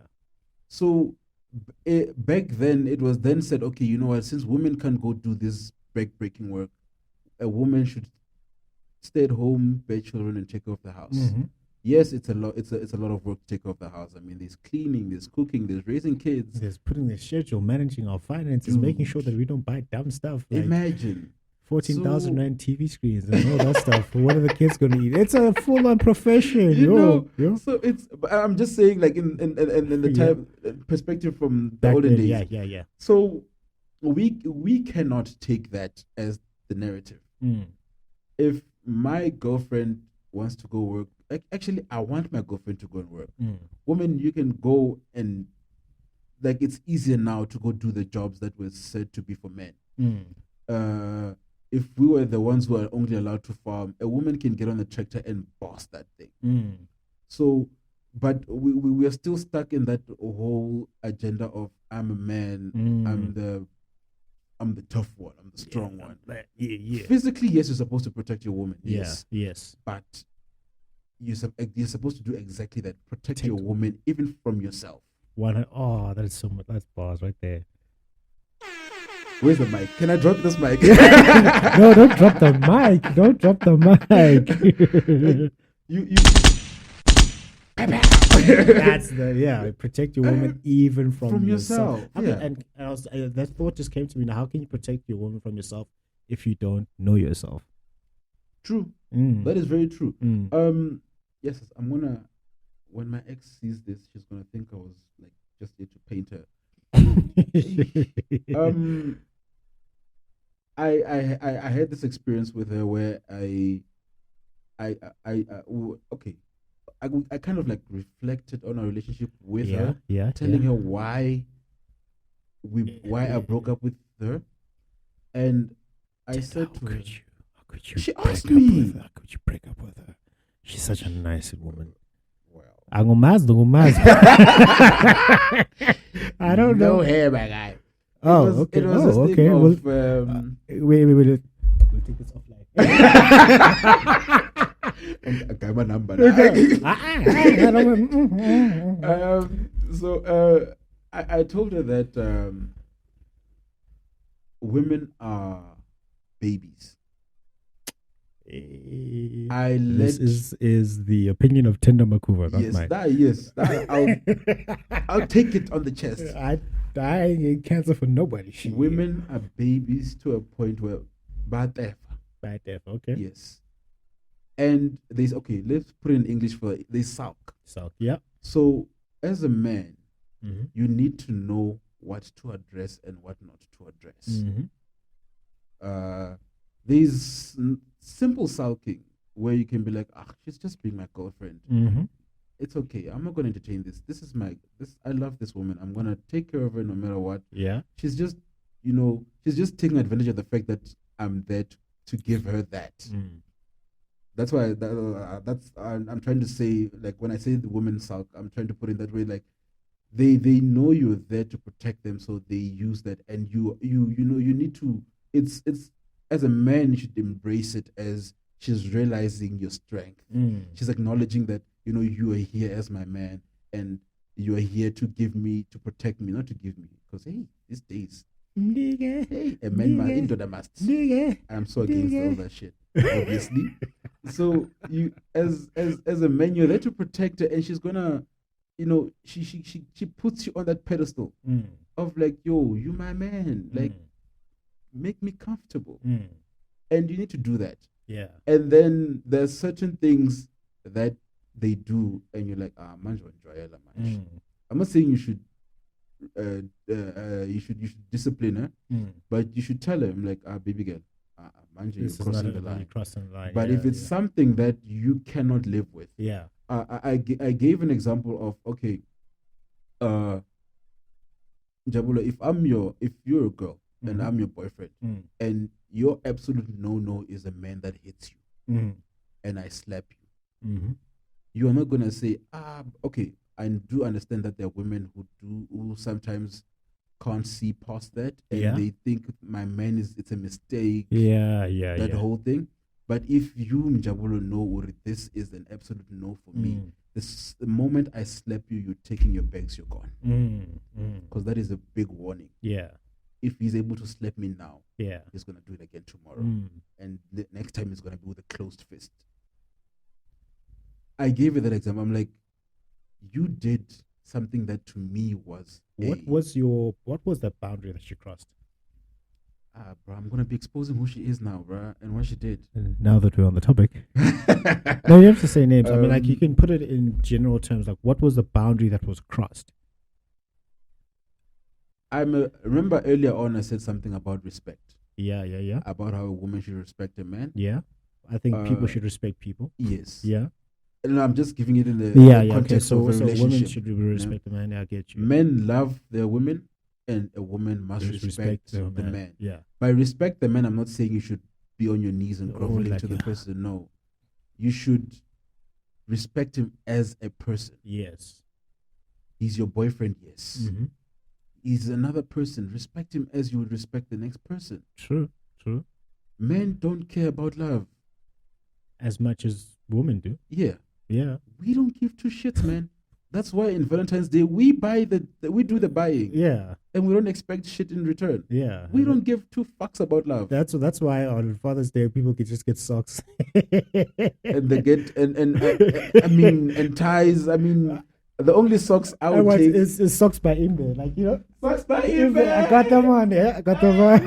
He must recognize that boy. He must recognize. Yeah. So that's as a woman, you know, you should realize that this is my boyfriend. Respect him as a person. Yeah. Respect what he's trying to do for you. Yeah. I'm not saying you must now accept umatlalela or nah, he's just sitting at home, I'm gonna respect him. No, man, respect him as if you respect your father. Hopefully to God you respect your father. Yes. We hope you do. You know, she basically was just disrespectful. She was so disrespectful, bro. You know Stephen A. Smith, right? He's a commentator on he's a sports commentator. The only sports commentator I know is Peter Drury. Because he's Shakespeare, man. He's Shakespeare. We're gonna get into Peter Drury. He's the only person he's the only poet I know. Disrespectful.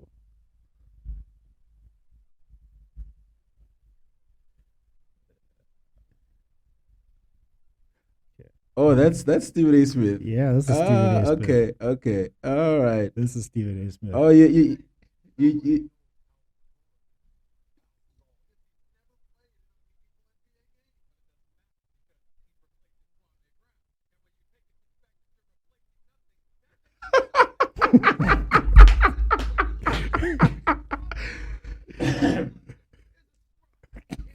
Wow. I've sent you this link before. Yes.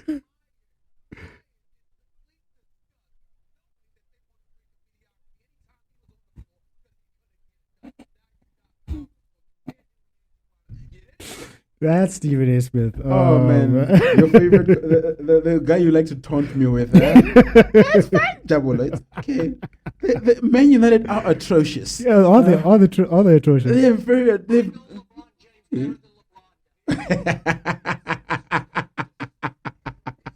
So disrespectful. Oh my god. Oh.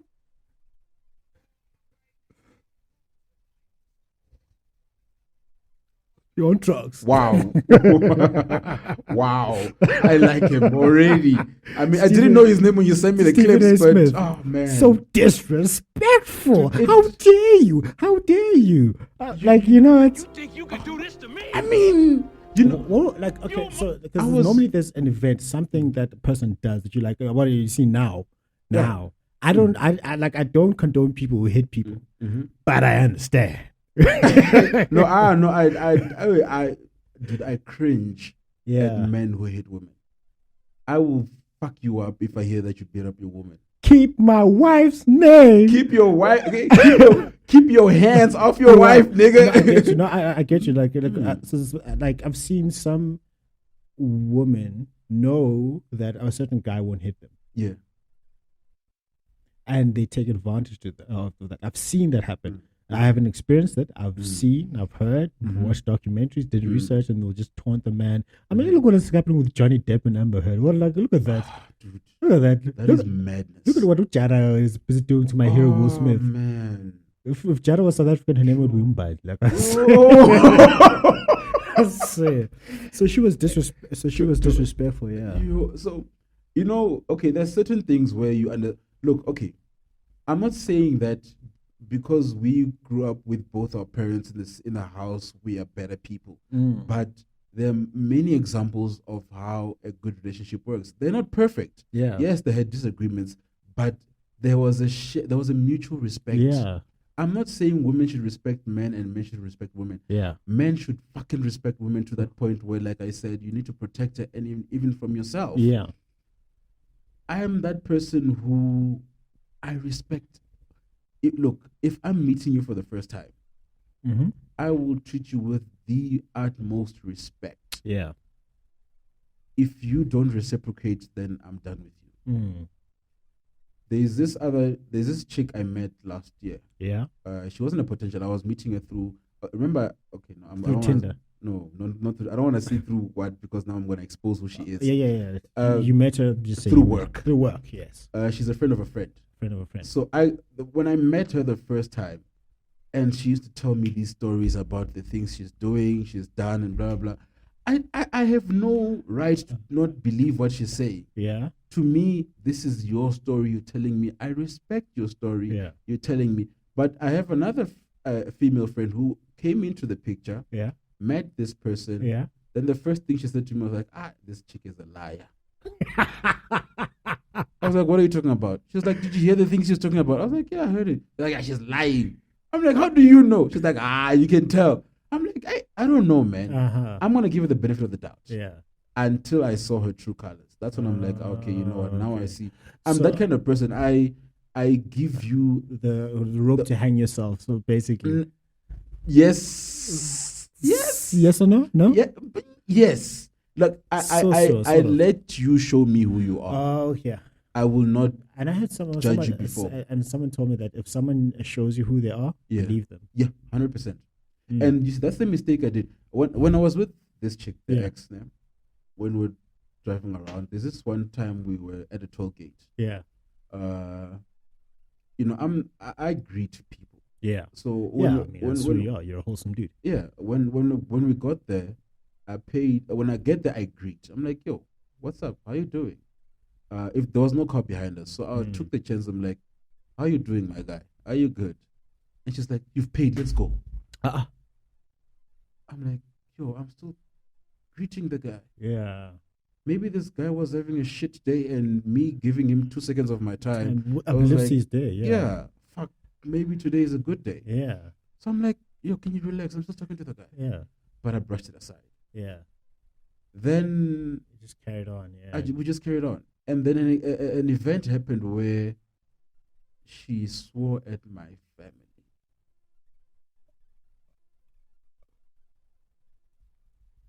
Yeah. That was the straw that broke the camel's back. Was it like, well, was it not big? like not like fuck your mom or whatever. I No, was no, like, no. damn. It was that thing of, I'm talking to her. Yeah. I'm telling it, nah, man, like, maybe you should try this. This is like, no, Thendo, you're stupid. Things you talk about, you're an idiot. Don't tell me this. Go tell your sisters. I was like, I'm getting happy lap.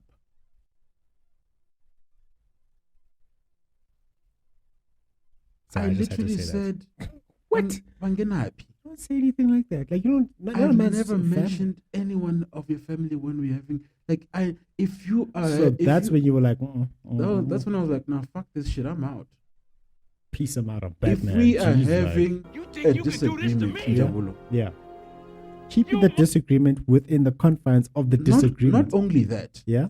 Njabulo, you are able to say, Thendo, no, I disagree you on this Yes. and this and this on Yes. this marriage. I agree that Maguire must go. You think he must stay. You disagree that United are the biggest team today. Yeah, I disagree. You know, and This- you give this- me why you yeah. disagree. Mm. You don't clap like, no, motherfucker. United are shit. Y'all are fucking shit, motherfucker. And your mama can't read. And- What? So, You know, and women can take it too far. yeah, so, Women, like, listen, women can take it too far but with their insults. there's Yeah. taking it too far where you can accept. Tuga me now. Yeah. Tell me that nigga. What's my mama not reading got to do with this? Now you're talking about your family, and it's so bad. Eh? So when she said that, I did not like. The first thing I said was like, "What do my sisters have to do with this?" Yeah. Bangenapi. Mm. She ignored it. She continued to Ghana, Mm. to swear, to Mm. like to, because I mean I said to her, listen here. Every time when we had a disagreement, Mm. when I could feel that the BP has risen, Mm. I would be like, baby girl, be careful of the next words you're going to say to me. Because you don't have much. Not because I know you. Yeah. When you get angry, She doesn't think. you just Go from 0 to 10,000 very quickly. very quickly. It's over 9,000. You know? So I'm like, choose your words wisely. Mm. You're disagreeing with me, I understand, but choose your words wisely. Yeah. I hate disrespect. Mm.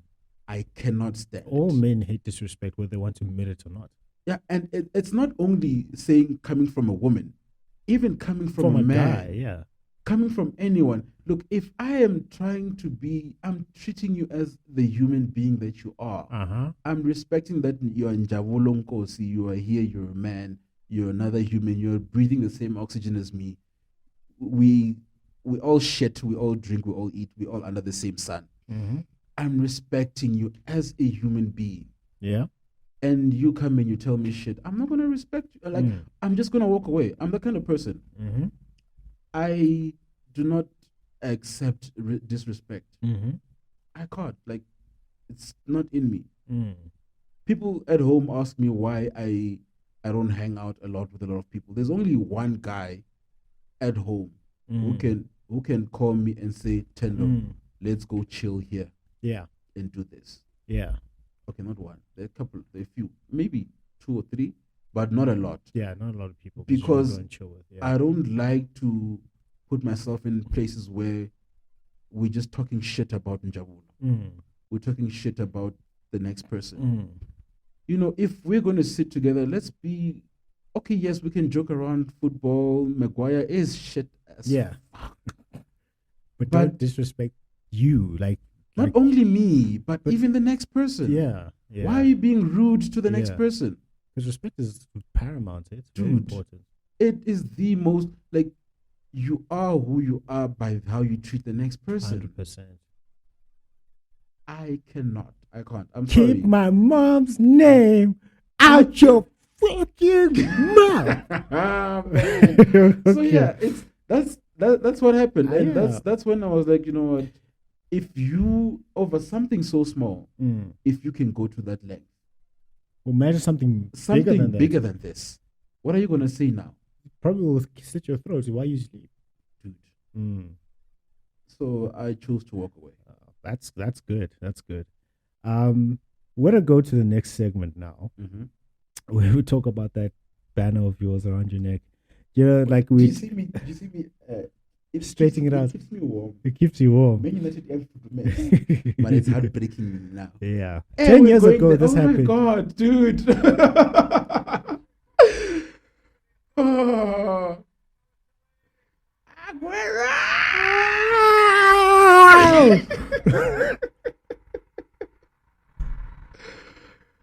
Oh my God. Did Uva not jump on the couch He in jumped on the couch. House? Oh wow. Oh man.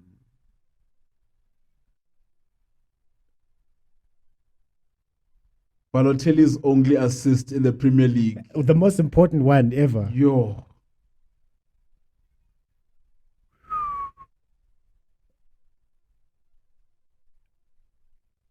That was the best moment in Premier League history. I'm sorry about that. I wanted Man U to win that day. I wanted Man U to win that day. One reason I'm showing it is like it's been almost like 10 years to the day. Yeah, eh?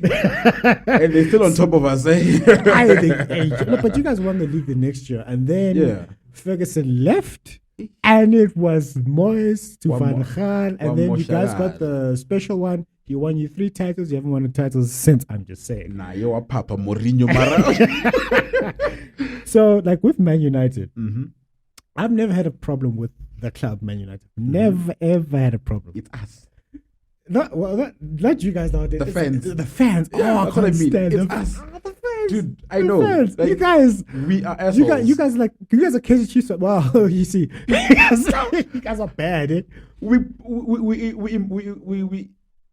We've been spoiled. You guys have been spoiled by the greatest manager of all time. Yes.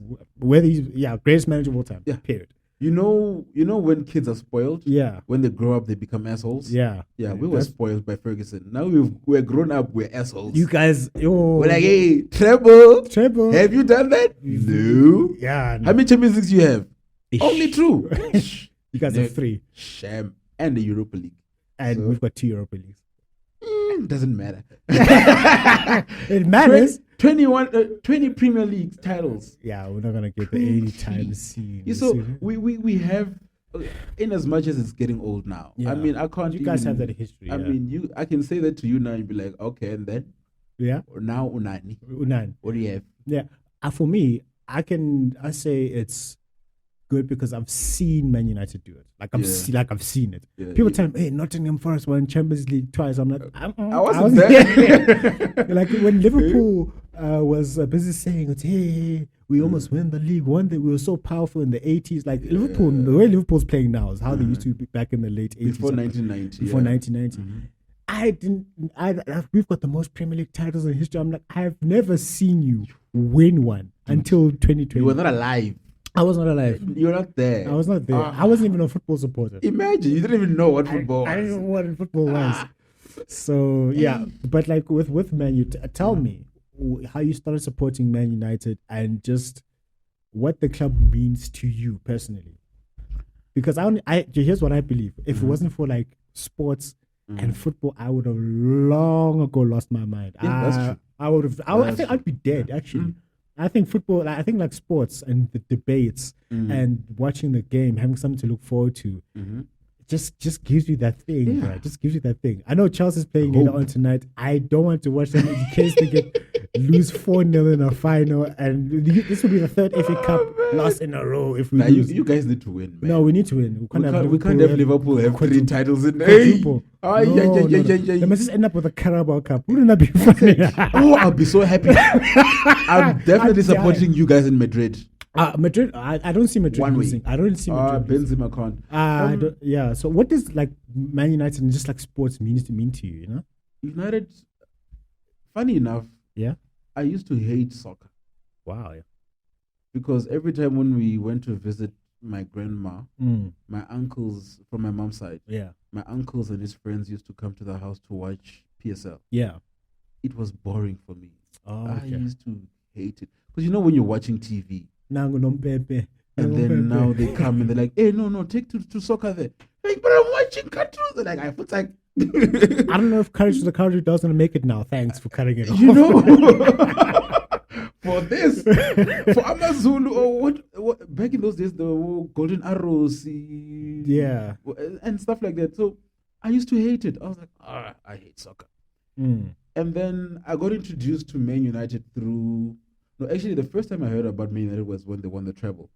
Oh, 98. That was 98? 99, sorry, 99. Yeah.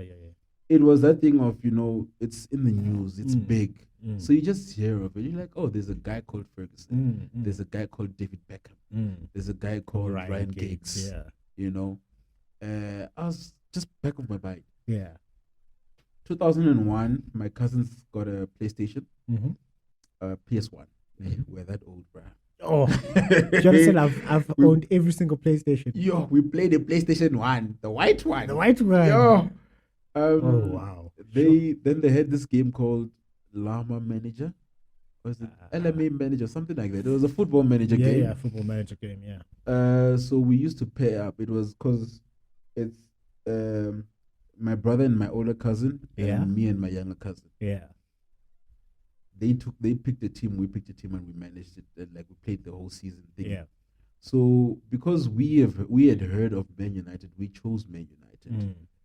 That was the first time I was like, okay, that's the first time I chose Man United. Oh, okay. Then they chose Leeds at the time because Leeds of was still Redebe. I mean, who's this Redebe guy? So they chose Leeds because they were older and they knew him. So and we chose United because of this David Beckham. Yeah. And that's the first time actually I picked United. Yeah. And I started following United. Yeah. We moved into the. Fortunately, I joined in when we were starting to get in Rooney and Ronaldo. Cristiano CR7. Ronaldo. I was actually sad when Beckham left. I knew by that time I had an understanding. Oh, you so when Beckham left to Madrid, I was like, do you know why he left? Yeah, the whole boot in the face thing. You know, at United, during Ferguson's time, it was like you couldn't be a star. You can't be bigger than the team. 100. That's what I love about Ferguson. You're not big. No one's bigger than the team. No one's bigger than the team, which is what is happening now. Yeah, Maguire's bigger than the team. Pogba thinks he's bigger than the team, which is I'm happy he's leaving. No, he's going. Well, I don't know where he's going. I don't care. He must go to City. just put like even if he goes to City, the Premier League is over for the next 10 years. They just put Haaland. It's over. And De Bruyne. Hey, did you see what Brock Lesnar's kids are going to kill us?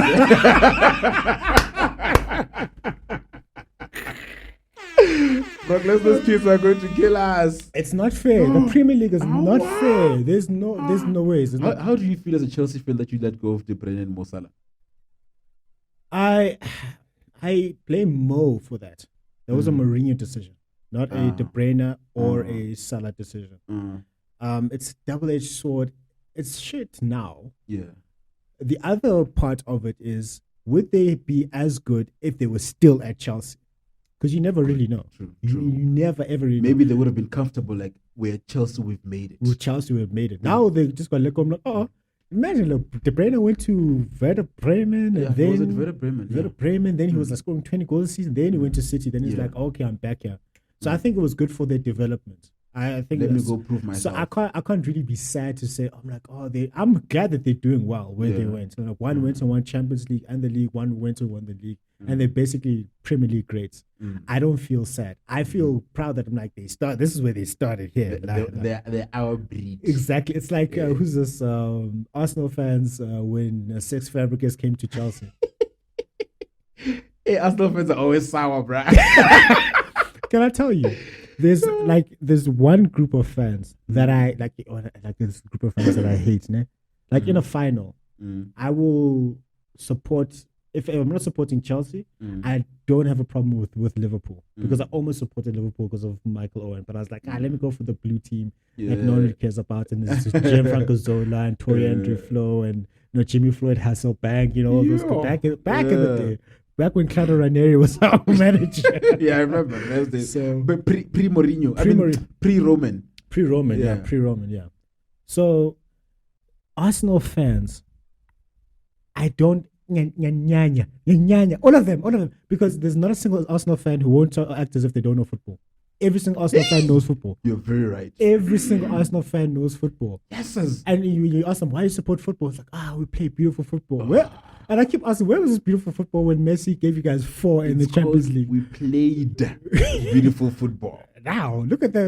Who did they not just lose to Tottenham badly? Yeah. It could have easily been 7, 8, 9. Do you know, I actually, there was a day where I actually supported Arsenal. A day. Why? It was Champions League final You lost with it. Barcelona. Oh, you hate Barcelona. No. I was a big fan of Thierry Henry. I loved Thierry Henry. I still do. I want to say this to Thierry Henry, and I want to send this to him so I can give. I want to do a virtual thing with him, praying to God. Like Thierry Henry, you are responsible.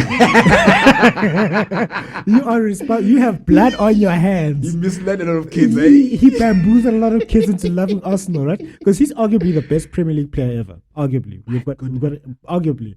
He should have won the Ballon d'Or at least once, twice, maybe even 3 times. But I don't know politics, all that stuff. This guy convinced an entire generation to support Arsenal, and I don't blame them. Like they'll tell you about the invincible. He was beyond. He was out of this world. Oh my God, he was. When they say this guy was effortless with football, he used to glide on the pitch. Him and Zidane. Those Frenchmen. Those Frenchmen. People are like, Lionel Messi, Ronaldo. I'm like, do you know these two before those two? Oh, those guys. The one iconic goal I remember is in the World Cup semi-final, France versus Brazil. Zidane crossed it from the other side of the field. That was Henry who scored it, right? Henry, right foot at the corner. That was beautiful. Dude. Zidane, like, that semi-final, it was 2006, ne? Yeah. He bossed the entire game by himself. One man. These kids won't know how good Zidane was, bro. You see how Zizou. old Zizou. See how old Zizou. See how old you are. Yeah. No, it's good that we're that old. We enjoed football like it, at right? its best. Yeah, like when Ronaldo was Ronaldo. I'm talking about Brazilian Ronaldo. Dude.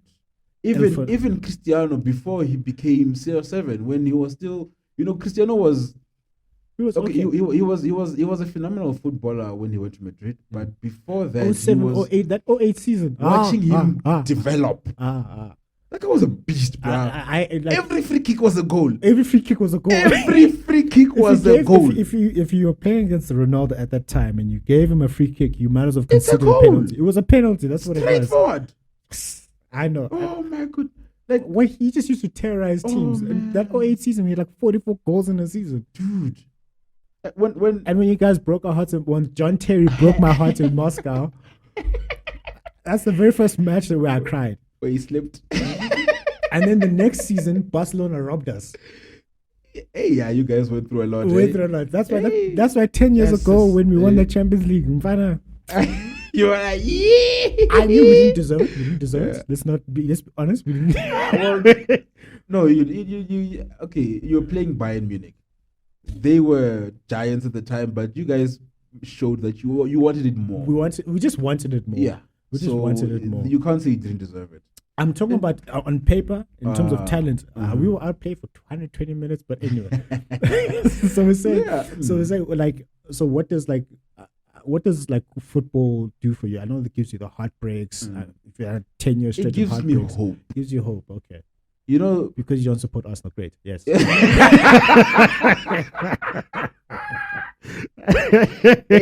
he said it, not me, Arsenal fans. It's that thing of you escape. Yeah, it's an escape. 100%. Yeah, it's for 90 minutes. You're focused here and you forget about everything else. Yeah, you could be going through the worst in life. Yeah, I mean, but when you sit down and you watch your favorite players playing and Rooney hitting that bicycle kick against Man City. That was, when we scored 8 goals against Arsenal. 8-2. Remember that game? I was injured. Remember? You were in crutches. I was on crutches. Yeah. But I forgot about the pain. Because I was celebrating 8 goals. Arsenal fans were. Yeah, of course. 8-2. And you guys had Smalling in your life. We had Ashley Young. You guys 8-2. 8-2. But you guys also lost 6-1 to City that same year. So it gives you that hope, the escape. Escapism, yeah. Like for 90 minutes, it's a drug that doesn't kill you, or an alcohol beverage that doesn't damage you. Yeah, okay, it breaks your heart. Yes, yeah, but then you get over it when you lose 4-0 to Brighton and then Hove Albion after. Imagine Ronaldo losing 4-0, bro. Ronaldo, he's not playing Champions League if he stays in Man U. Do you understand? For the first time, he's not leaving. For the first time in 20 years, he's not playing Champions League. Where is he? There's a first time for everything, my man. Tell that to Messi. Hey, Messi didn't score more than 10 goals for the first time. He's winning a title still. But he didn't score more than did he even score more than 5 goals? No, he scored 4. There's a first for everything. There's a first for Ronaldo everything. still almost Yeah. scored more. He scored more than 20 He scored more than Ronaldo's a beast. in all man. competitions. Yeah, Ronaldo's a So, beast. He just has they should understand that their time has come and gone. And It's past. And I think it's they, past. they will remain legends. Yeah, for 100%. They made a mark in our generation. I Yeah. mean, they overshadowed Henry, Zidane, Rooney. Ronaldinho. No, I'm talking about the generation because I feel like Zidane was a generation before them. Oh yeah, okay. So Facts. in okay, their true. generation, look at the players they took the spotlight from. Eden Kaka. Hazard, Ricardo Hazard. Kaka, Neymar, Suarez, Haaland. Rooney, Henry. Oh yeah, no. Haaland is still coming. It's still coming. Yeah. Even Frank Lampard. I mean, dude, Xavi and Iniesta. They have their. they their got their flowers. Yeah. Do you know Everyone- how hectic Ribery and Robin were at Bayern Munich? Robbery. That robbery. There we go. Robbery team. Yes, like do you know how They crazy won those guys were, everything. dude? But And- because there is Ronaldo and Messi, no one you get overshadowed. see them. Yeah. do you know that Peter Cech and his clean sheets? Yeah. What's Manuel Neuer and his goalkeeping? Yeah. But there's Messi and Ronaldo. Yeah. So many players killed it, Mm. but To be they honest. came third. Exactly. Neuer came third. Lampard came third. They all came Xavi, third. like this, Xavi for me, Xavi is the greatest midfielder ever. For me. Arguably, he's there. For me. Lewandowski, who scores a hat trick in 4 minutes? No, 4 minutes. Did he score like 5 goals in 9 minutes, Joe? Yeah, something like that, something That crazy was- like that. and he they still didn't give him the Ballon d'Or. It's yeah. Wow. But I can say to my kids, I'm like, yo, you guys think you know football? Oh no, we that's know, no but joke. but Messi and Ronaldo. I'm like, no, it You was don't Zidane, know. bro. Yeah, yeah. So Zidane's Champions League final Goal goal in against 2001. I still remember that the goal. Leverkusen go, wow, with Left his weak foot. foot. No, it was a left foot.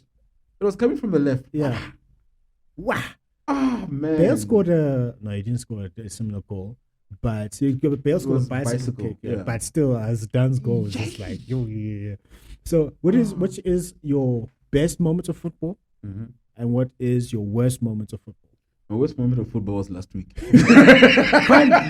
Surely not. Surely not. No, look, I will take losing 6-1 to City because it's City. because it's City. For not to Brighton. Oh. That is Really, too- like Okay, no, it wasn't the worst, but the worst was losing 2 finals to fucking Barcelona, man. Oh, when you guys didn't show up at all. Messi broke my heart at Wembley, especially, man. Oh yeah, I remember seeing that. I remember you guys man. equalized, and you guys were kind of, Yeah. yeah. And I was like, I remember speaking with, I think it was Monday, and Monday was like, these guys are gonna get weaved. I'm like, I know, right? And then Messi jumped higher than Ferdinand, man. In 2000, He's half of Ferdinand's height, but he jumped higher than Ferdinand. that was no. For me, you guys didn't show up at all. Oh, man, Did you guys even have possession of the ball? Barcelona showed us. You know, it was revenge. Remember in 2008 on our way to the final? We Oh, trapped the them. Skulls. Oh, the Skulls. The Skulls goal. goal. Yeah, We trapped Messi. yeah. Yeah. Now he's like, all We right. trapped Messi. Yes. And you guys went on to win because John Terry slipped. Yes. It's not our fault. We can play in the not, rain. It's not your fault. Yeah, you see, you can walk in the rain. We can't play shit in the rain. So, yeah. I don't know, man. I don't know if I have the worst feeling in football. I have a lot of great moments in football. Yeah. So just give me like 1, 2 great moments in football. Great like, where you moments in like, oh, football. The Rooney bicycle kick. That's one. Rooney's my all. Okay, I've got a few players that I really. If I was a football player, Yeah. I would really idolize. Mm. Like I would literally sell my left kidney to go have a sit down with these guys. Yeah. It's Rooney, Yeah. Wayne Rooney, Miroslav Klose. Miroslav Klose. He's the reason I like he gave me He has that the most goals in the in the World World Cup. Cups. Yeah. Okay. Yeah. World Cup 2000 and was it 2002 When they lost to Brazil. where Germany trapped a team like 9-0 or Was something. it 9? Damn. Somewhere there. That's the first time I heard of Miroslav Klose. Oh, yeah, it was probably 2002. Yeah. And that's when I was like, wow, you can, because he scored the most goals on that day. You can actually do this in a World Cup? Shit, I'm going to like this guy. Yeah. There's Rooney, there's him, there's Thierry Henry, there's Zizou. Funny enough, I actually even liked Tevez. Carlos Tevez. He was actually 2008 was my best season, and that was the first jersey I bought, actually. Yeah.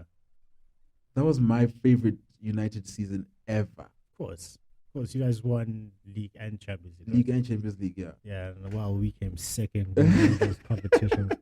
What a Chelsea. Like, those were some of my greatest moments, man. And so what was like a heartbreaking moment outside of the Brighton loss?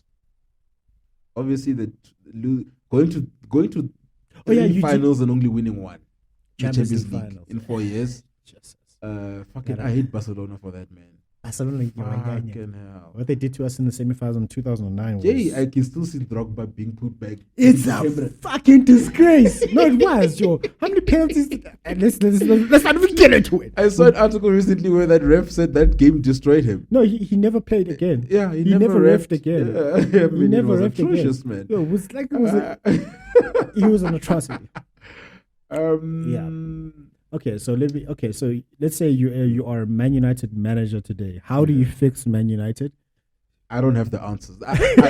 You don't have the answers. Funny enough, I knew you were going to ask me that question, and I came prepared. Okay, how do you fix Man United? I don't have the. I can't say if I was given the job today, I would do better than what.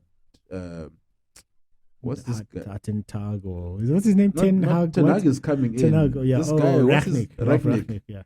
I don't think I would be able to do a better job because I feel like the problem is not his technical skills. Mm-hmm. The problem is the squad. Okay, so what in the squad do you fix? Pogba. Oh, because he thinks he's bigger than the club. Yes. Isn't he injured most of the time? But still, look, Pogba is a phenomenal player. I like him. You should see him play with France. As a player, I like him. You should see him play with France. But his attitude... It's bad, eh? It's bad for the club. You know, because with the players that we have, if you gave these players to Ferguson, he would win the treble. Yeah, he definitely could. Man made Anderson a star. Facts only. That guy made what's his name? Rafael a star in right back. Yeah. Ferguson won the league with Smalling, bruh. Dog. Yeah, because of his philosophy. Have you read Ferguson's book, eh? No. You should. I haven't, not yet. Listen to an audiobook of it. Like, the guy is phenomenal. You know me, bro. I watch documentaries. I watch this documentary. What's his documentary? Yeah, I watched them religiously, man. Yes, like he's telling his life story, where he came from, and all that, and it's because if I was a Man United manager, I'd get rid of Maguire. We'll start there. Yeah, him as well. That's where I'm starting with Maguire. Maguire is he's more expensive than who is he? Like he's £80 million. Yeah. Like more expensive than Haaland. Haaland is like 65, right? Yeah. Last year, I went hiking with my neighbor. I was going to show him one of these other amazing waterfalls that I discovered. Not discovered, but went to for the first time. Yeah. And we were talking. He's about 2 years older than me. He's my brother's age. And we were talking about how we're at a stage in our lives where mistakes are expensive. Very. Maguire is an expensive mistake. Very expensive. That United do not want to admit. They must admit it. And why is he still captain? How did he get a football contract? I want answers. Leicester. You see what Henry did to Arsenal fans? Yeah. Leicester winning the league. Yeah. It domed us all. Oh, now we can buy Maguire. The person who made Leicester win the league won the league with Chelsea. N'Golo Kante, yeah. Yes. But like he's delivering. Yeah. He's the best CDM in the He world. kept consistent from what he did with Leicester City and moved on to Chelsea and to France. Since with Chelsea, he's won the World Cup. He's been to a Euros quarterfinal. He's won the Champions League. He's won Europa League. He's won the league with us. Mahrez as well. And Riyad Mahrez as well. I feel like if Vardy left, he would have probably done the same thing. Exactly. Maguire. Maguire is an What's atrocity. shy? What he? Yeah. It wasn't him. It was it Robert Huth? Robert Huth is The defender. He was a defender at Leicester as well. And also, I forgot the captain at the time. I forgot his name. Yeah. But you can just check there the squad, the Leicester's winning squad. Yeah. There was Robert Huth. There was is it Morgan? I think there was it was Morgan. Mm-hmm. They were the defensive powerhouse of that squad. I think Morgan was a defensive midfielder. Yeah. And Huth was a defender. I'm just trying to look at who the squad is. First team squad. Do you know that Kasper Schmeichel won the league before Liverpool did? As a child and as a player. As a child and as a player. There's Wes Morgan. Wes Morgan? Yes. Yeah. Robert Huth, yeah. There's Robert Huth. Maguire wasn't there. He wasn't. Was Maguire? I don't see his name here. Oh shit! Then why did we buy him? I have no idea. You see, we've got this guy. I thought he was there. He was. But either way, he is an atrocity. Yes, he's an atrocity. Hell, so you don't have the answers, eh? I know I play FIFA. I manage teams on FIFA, but there they give you like unlimited money and you make ridiculous purchases and you don't feel it. But now, and like, I don't think I would do a better job than Ragnick did. With the players that he has, I don't think like there's a mental problem at United. Yeah, it's no longer physically we're capable. Yeah, mentally. I mean, Bruno Fernandes was once inevitable. What happened to him, dude? And now look at now he's missing penalties. Now he's missing penalties now. Dude, he was fucking Fernandes.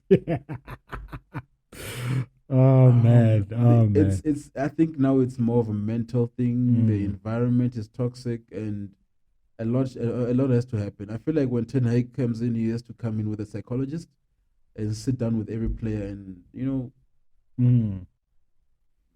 unscrew that screw or tighten that screw. I don't know how it went there because I mean, Man U is not a bad team. I'm like on paper, you guys are not a bad team. In the past 10 years, you've had success that other clubs won't have. We finished second twice.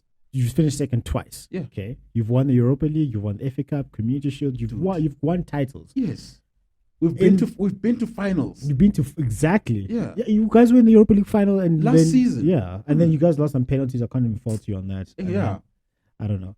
But this is my favorite moment ever. The Chelsea against Barcelona. Oh man.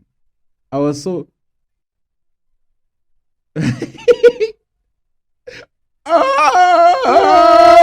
Neville. It's Gary Neville. Yeah, makes you suck of that, huh? Gary Neville, man. That is my favorite. That's my favorite. You know, I'm not a big fan of Chelsea. I kind of hate you guys. But I loved that moment. Oh, it was beautiful. Because I hate Barcelona. That's something we have in common. Everything inside of me. Like, I was so happy when they were struggling last season. I was like, yes, at least. But the thing is, the problem is that it's not the same Barcelona. That's the thing. It doesn't have the same gravitas. That's not Pep Guardiola's Barcelona that's seen with this fire. You know what it's showing? What? That they bleed. Do you bleed? Barcelona have been on top since way before. 2006. When Pep was a player, they were on top with Johan Cruyff. They were killing it. When what's this guy who came in before Pep? Who was there before Pep? Frank Rijkaard, yeah. When Rijkaard was there, they were fire. Yeah. When Pep came, they were fire. When Pep left, they were fire. Now they bleed. They were, you know, when was it Thor who hit Thanos and he cut him? All that for a drop of blood. At least they bleed. They bleed.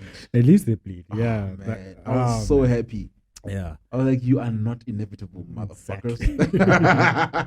They're not inevitable. No. My worst moment of football was the 2009 robbery. Not even the John Terry slip. The John Terry slip I can forgive. Yeah, the robbery hour. No, that was there. You can say it was unfortunate. Like there's sometimes in football, you're just unfortunate. You were just unfortunate. Mm-hmm. You know when you are robbed of a game you should have won. Like deliberately. Like we were robbed. Like we were robbed. Even like that semi-final against Madrid where we had them on the ropes. Yeah. And they disallowed so many goals. We should be in the Champions League final now. We should be. That is so painful. You know when you are robbed of a game, football, when they give a penalty that was not supposed to be a penalty, and they disallow a goal that should have been a goal. God, are you about to Google Lampard's World Cup goal? I saw that. Okay, Lampard World Cup goal in Rustenburg, in Rusty Dusty. They're like, nope, didn't cross the line. Amanga. Oh man. Look at that. Look at this lie.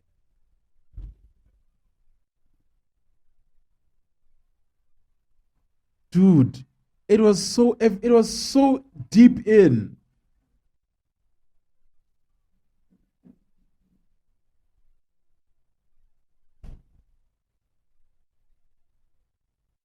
Oh.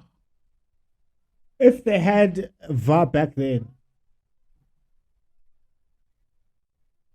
This game made VAR. Actually, it did. It was because of this game that VAR was like, I know, fuck this shit. We need this shit now. Exactly. And then also that Suarez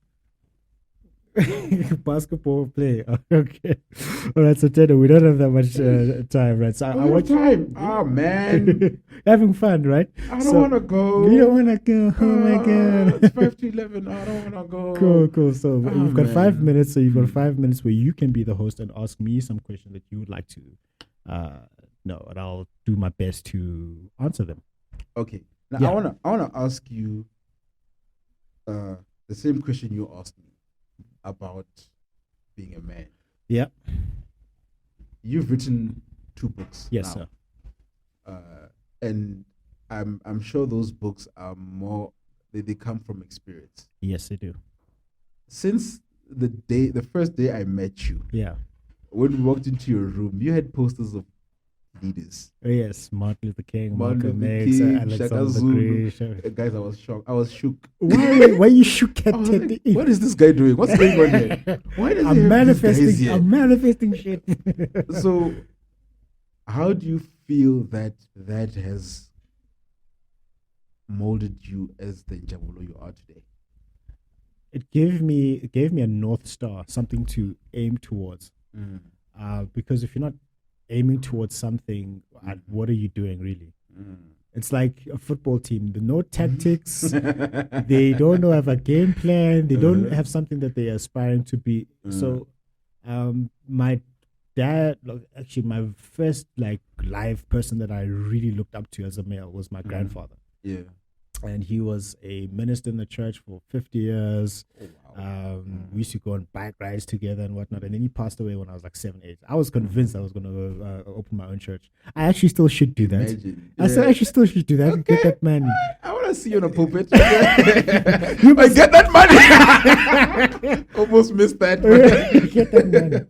So yeah. So one of the things I'm going to do is a PhD in ministry. Why? Because I think we've been lied to around church stuff. I think we've been lied to. That's just me. Do you know Maponga? Who's that? Is it Joseph? Yeah, I think it's Joseph Maponga. He was a bishop. Or he's a bishop, I don't know. Yeah. He gives like the title that they call him now is he's a African spiritual leader. You know, he advocates for African spirituality, Christianity in the African way. Yeah. When you say that you know you feel like we've been lied to in church, I have the same sentiment. I feel like we were given a version that's not true. Ours. Yeah. It doesn't reflect us. It doesn't hit home. No. Yeah. I mean, I haven't been to. I even stopped going to church because of that. Because I feel like, you know what? Okay, I get the message. Yeah.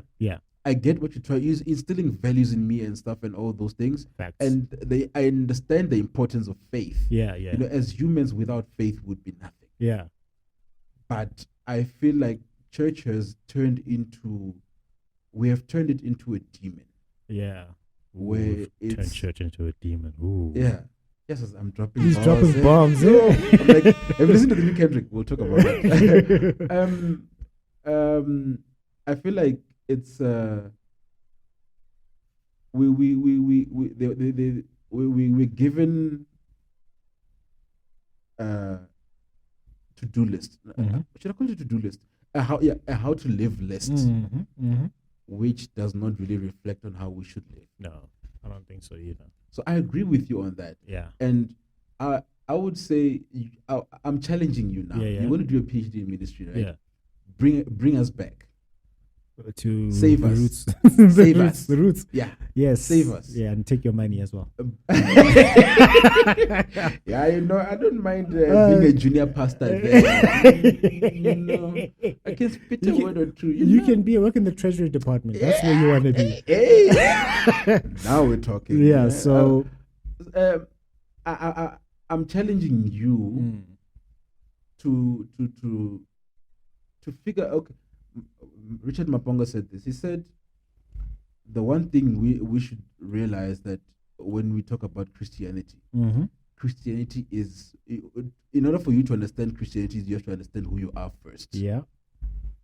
So it's a sense of self and knowing who's Njabulo and where does Njabulo come from, and then that's where you understand your faith and belief and your God. Yeah. In a way. Yeah. Exactly. So no, that's like I've enrolled. I'm just planning out the dissertation. Yeah. So I'll probably all the best, man. I'll do it on that. So I'm sorry I'm giving you this pressure of saving us, but no, save us, man. me, I want money. We're lost souls. Hey, I'll want money. No, I'm kidding. No, I'll look in. I'll look into it. I don't know if I can save anyone, but okay, I'll try. Yeah. No pressure. Right? So there was my grandfather. Then my dad came along. Act as if my dad just popped up afterwards. in terms of like people that I started to look up to, and then my dad stressed education, and he stressed looking for mentors outside of himself and me. That's why he said go to school.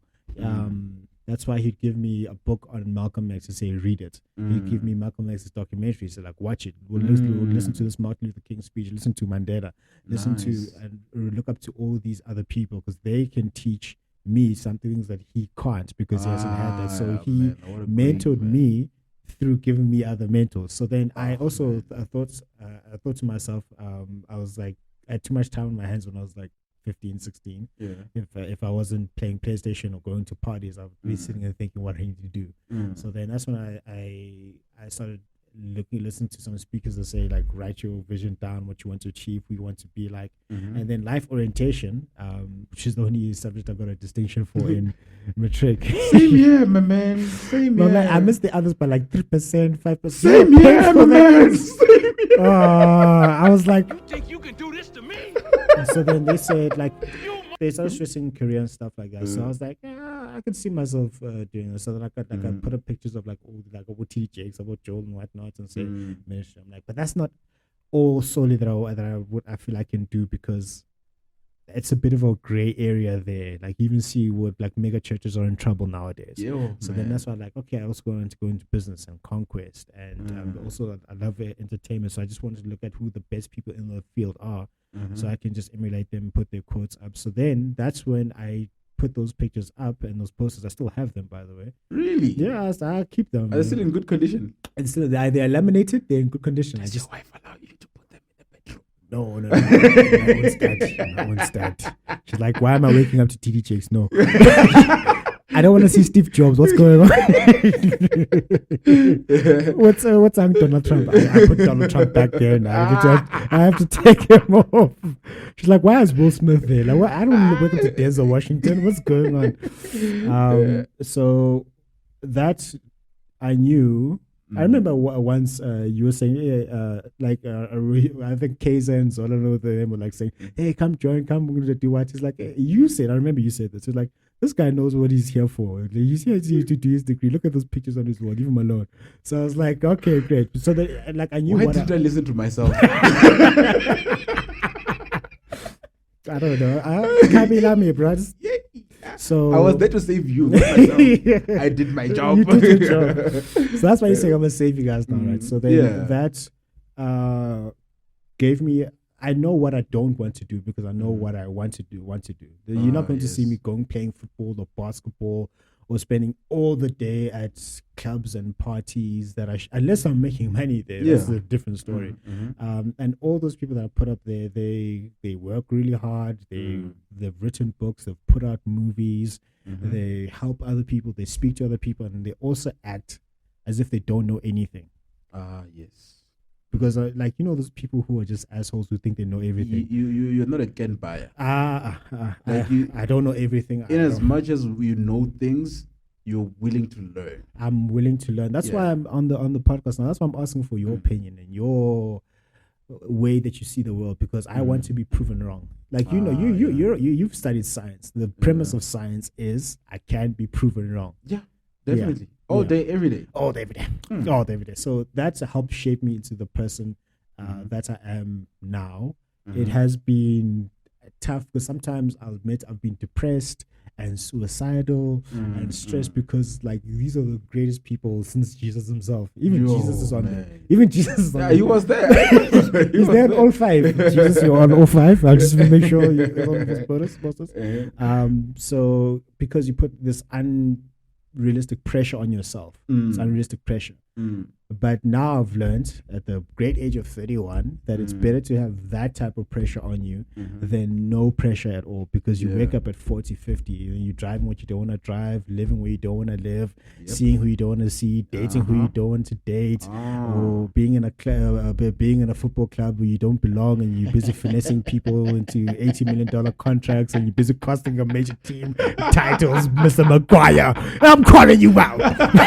I'm calling you out. You got to get it done, Maguire. So I'd rather have that North Star. I'd rather, even if I work all my entire life to get to this point and I don't get there, I would have rather been on that journey. So that's what has been shaping me. And the biggest thing I've learned is that I don't know anything. Do you know how much I don't know? I don't know anything. I don't know anything. You cannot stand. I wanted to comment to say, I love what your father did of saying, look, I can walk you to the door, but these are the guys who would walk you outside the door. Further on. Yeah. 100%. Because, I mean, like I say, he knows already. On today's Saturday, né? Yeah. On Thursday. Yeah.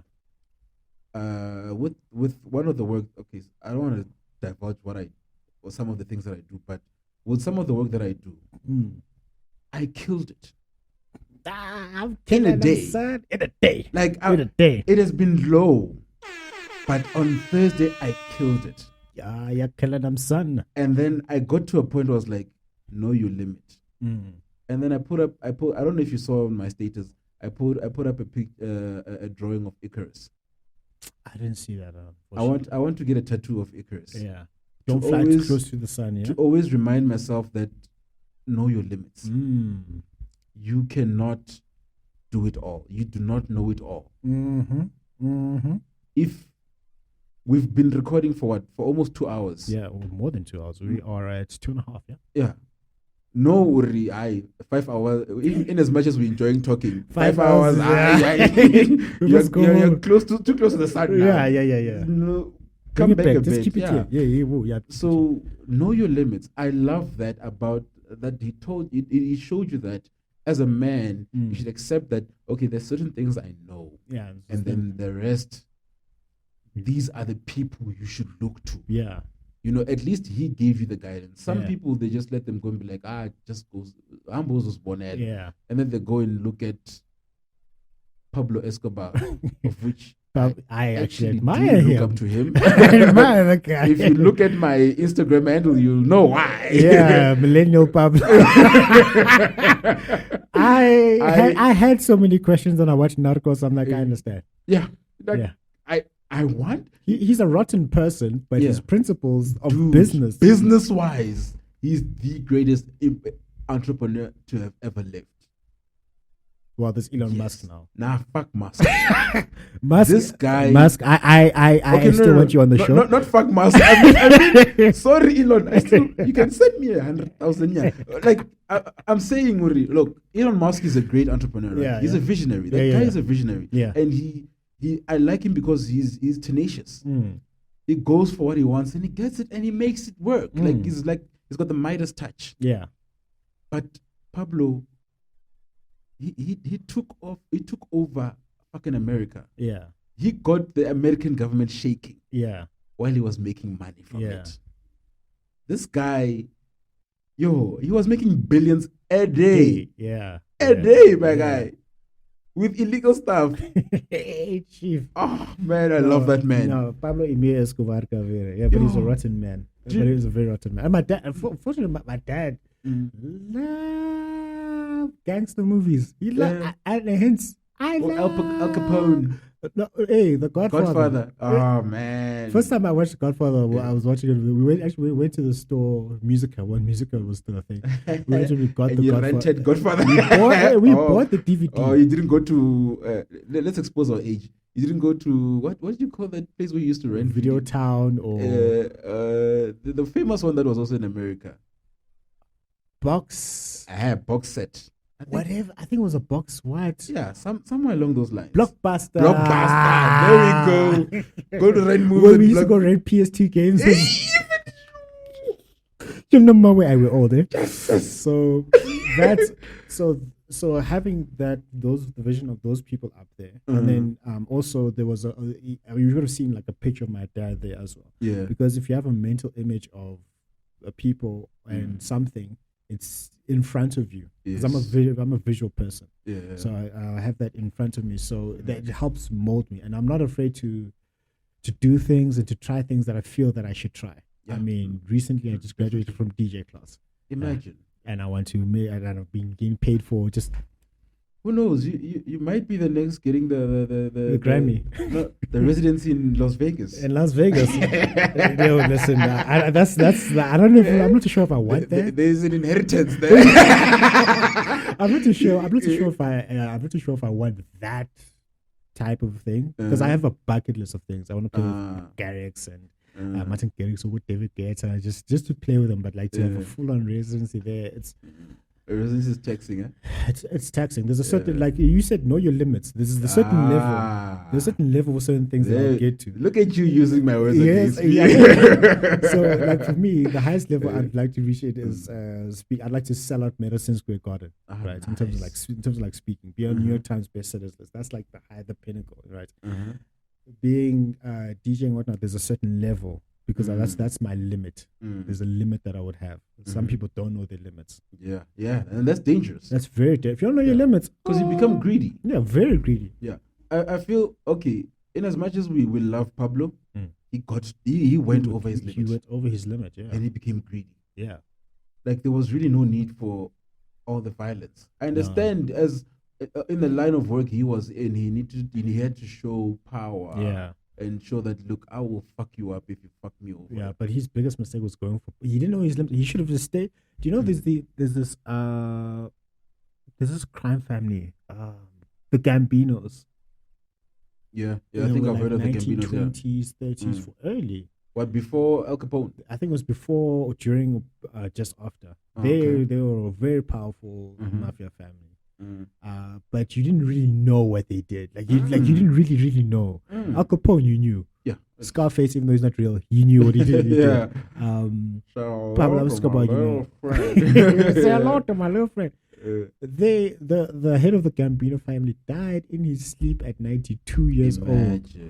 Others were shot. They went to jail. That's, I want that life.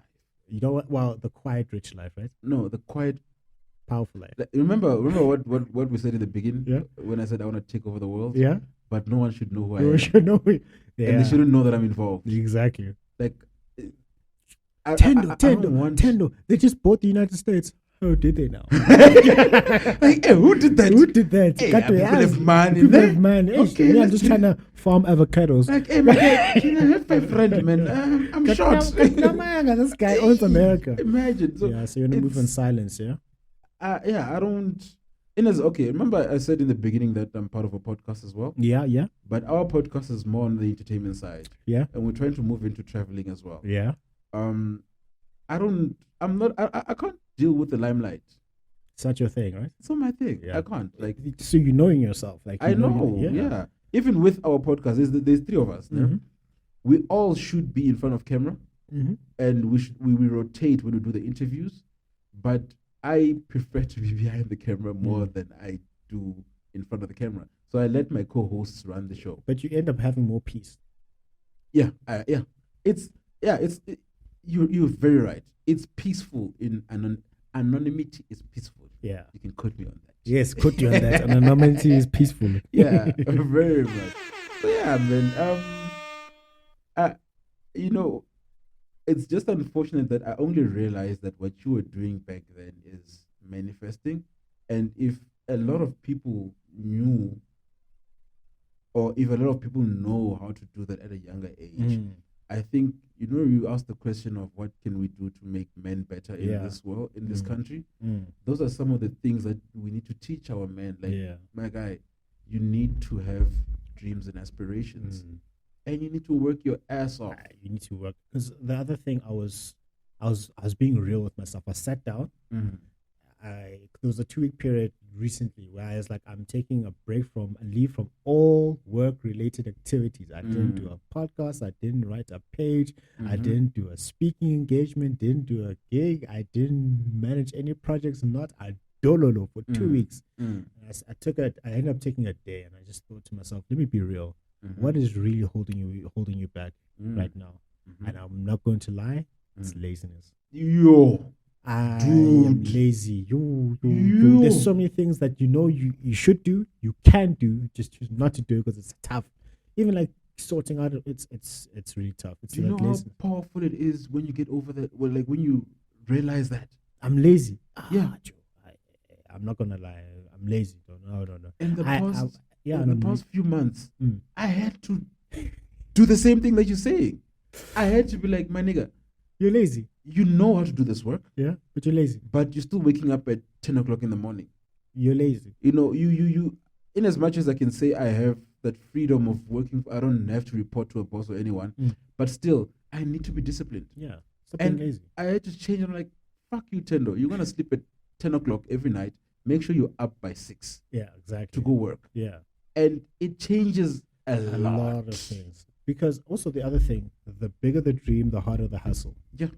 Oh, that's like true. you have to work, like especially for the things that I set for myself back then.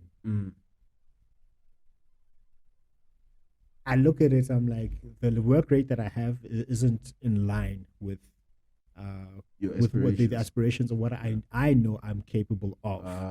Some Yeah. people are capable of certain things. Yeah. I know what I am capable of because people can look from the outside and say, "Yo, you're doing so well. You're killing it. You're working. You've got this book and that book. You just Not got married knowing here. what's happening. You've got this. You're doing this. You're doing that."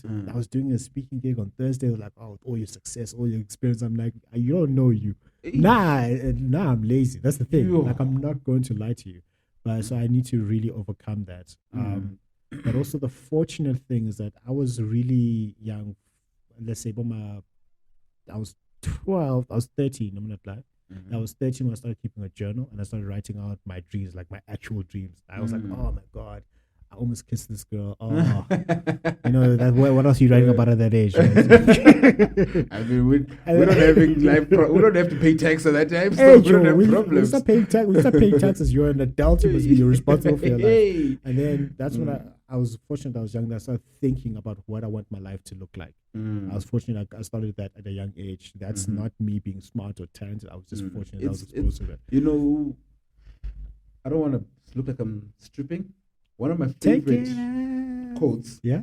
You're gonna think I'm crazy. I really think you're crazy. So we'll pass that. Yeah. It comes from a movie. I wanna see if you recognize this. Fate rarely calls upon us at the moment of our choosing. I loved it so much I put it on my chest. It sounds familiar. Where's that movie? The quote from? Maybe let me change. Maybe let me put it in a voice that you maybe get it. You know, Sam, fate rarely calls upon us at the moment of our Shawshank. choosing. No. Transformers. Transformers. Ah. Optimus Prime Optimus says, Prime. Fate really calls upon us at a moment of our choosing. So we don't choose it, yeah? No, it's not. You were not fortunate to realize it at 12. Fate chose you to realize it at 12. Yeah. You know that's the one. It's some things that we need. Remember, we talked about how we believe that everything happens for a reason. Yeah. Some things we like. Cry. When something happens, cry. No man in this world is strong enough to withstand every pain. When something happens, cry. Yeah. But when you're done wiping your tears, Yeah. understand that there's a reason why it happened. I felt like a failure, bruh. I can understand that. 2013, 2014, my peers are going to work. I'm still waking up in res. Yeah, shit. That have takes a to lot go of to mental campus. strength. Ooh. Aye, well done, bro. You're stronger than I am. No, I'm not strong for shit. That man. would have broken me. That would have broken me. Yeah, that would have broken me. There are people who've seen worse than me, bruh. But you know, it's that thing that for you, it's your personal worst. So you need to understand that. Look, you're going through this, but that's the thing. You're going through it. Yeah. You're not stopping through. You're not stopping in it. Yeah. You're going. You pass. Yeah. Going. You know. So realizing that, this is why I loved. Like when I was watching that movie and I heard Optimus Prime say that, I was like, I'm a tattoo. fuck. I'm a tattoo that. It didn't come to mind at first. I was like, that is powerful. Yeah. And I started, it just stayed in my head. And then when I decided that I want to get a second tattoo, I was like, that is what I'm getting. Yeah. I love it so much, I'm going to put it on my body. Yeah. So that even when I die, my kids whoever's going to be washing my body at the mortuary, will read, what in long color? Oh, okay. Or you can do what some other guy did, and I will admit that this guy's white. So he had himself skinned. And what? The skin, don't even die. And they had it framed. I saw that. What's that? Yeah. But Yeah. also, with the answering your question before we sign out, we've been signing out. Yeah. I learned. This is how these conversations go. I also learned that I need to be more patient, but impatient. Be impatient when you say, I'm going to work, I need to get this task done now. But be impatient with the work that you have to do, but then be patient with when the results will show. Yes. Oh man, I love that. Yes. So then you need to be patient with when the results will show. Yes. So then when I started this podcast, because I started it in 2009, so the second book came out, I'm like, I might as well start a podcast. I don't, because not everyone's doing it, but if you want to build influence, you do it. It's modern media. It's modern media. Yeah. So I'm like, what? I don't have to go on radio shows. I can do it myself. Great. And then I started recording, and then 2020 hit, and then I woke up to the news that a certain podcaster signed $100 million deal. What's this Joe guy's Rogan. name? And Spotify's value went up $4 billion. In that few hours. Yeah. And then after that, another guy looked up to Patrick Bet-David. Pat, can I please get you on the show? He said someone is going to make $1 billion contract. I'm like, I want that money. Yeah. And I can do it. So I said, I'm going to do this on a consistent basis for 10 years before I can start thinking about quitting. Yeah. Not actually quit, just maybe I should. For 10 years. So I just want to put in the work over the consistent period. Yeah. Yeah. It's not even quitting. It's that thing of realizing that you know what? I have done what I was supposed to do. Yeah. You've you've ticked all the boxes. Yeah. Now whatever comes next comes next. You're 100%. gonna accept any outcome. Whatever the outcome is, the outcome is the outcome. So yeah. But I love that. Man. Yeah. That's just- So that has been myself and Thendo Thendo Makhuvha.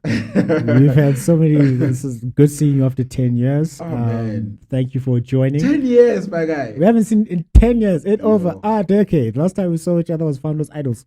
No, I'm joking. It wasn't Founders Idols. It was a very long time ago. And then since then, you still kept in touch. You're still on the Porterhouse group. You introduced me to Imbe and to some good quality and socks. Good quality socks. You know. So that has been myself and Thendo. This is NJ here. Thank you for having me. Before we go. Yeah. Thank you for having me, my guy. Yeah. This was amazing. If I didn't have to go, we'd do this the whole day. Yeah, like, we would. Yeah, I know. We said a 5-hour podcast is not good. We could have done this for longer. So what I like to do is I have guests on more than once because we can't exhaust everything that you want to speak on again. And that reminds me, Rebecca, I've got a schedule for the 6th of June. Another rodent. She just finished her MBA. So last time I spoke to her was 2 years ago. Now 2 years later, she has an MBA. I want to see what the experience. Yeah. So no, I'm definitely coming back. Yeah, come back. Not only for the coffee and the water, but for the conversation as well. Yeah. I'll be transparent. It's my birthday. I've been having gin and tonic. I'm allowed to, and it's a Saturday, so leave me alone. even if it was a Monday. You know? It's been 5 o'clock in Japan since I mean, come on. Exactly. All right, guys. So please remember that success is a progressive realization of a worthy ideal. That means you're going after what you've always wanted to go after because it's in alignment with your highest values, and that is the only thing that can lead you to have a successful and fulfilled life. And go out there, change the world because you're the only person who can, and you can come back from setbacks and failures to become one of the greatest men of all time who's going to run the world from behind the scenes. So when someone buys America or buys Europe, I don't know. Thendo doesn't know. He's busy trying to hustle an avocado farm. That's all he's trying to do, okay? Only thing he'll try to buy is Maguire out of his contract. Guys, listen to this. Yes, and before we sign out, I've got a nice partition for you. Man. Oh, look at that. You don't even put the Rooney bicycle kick, you put this.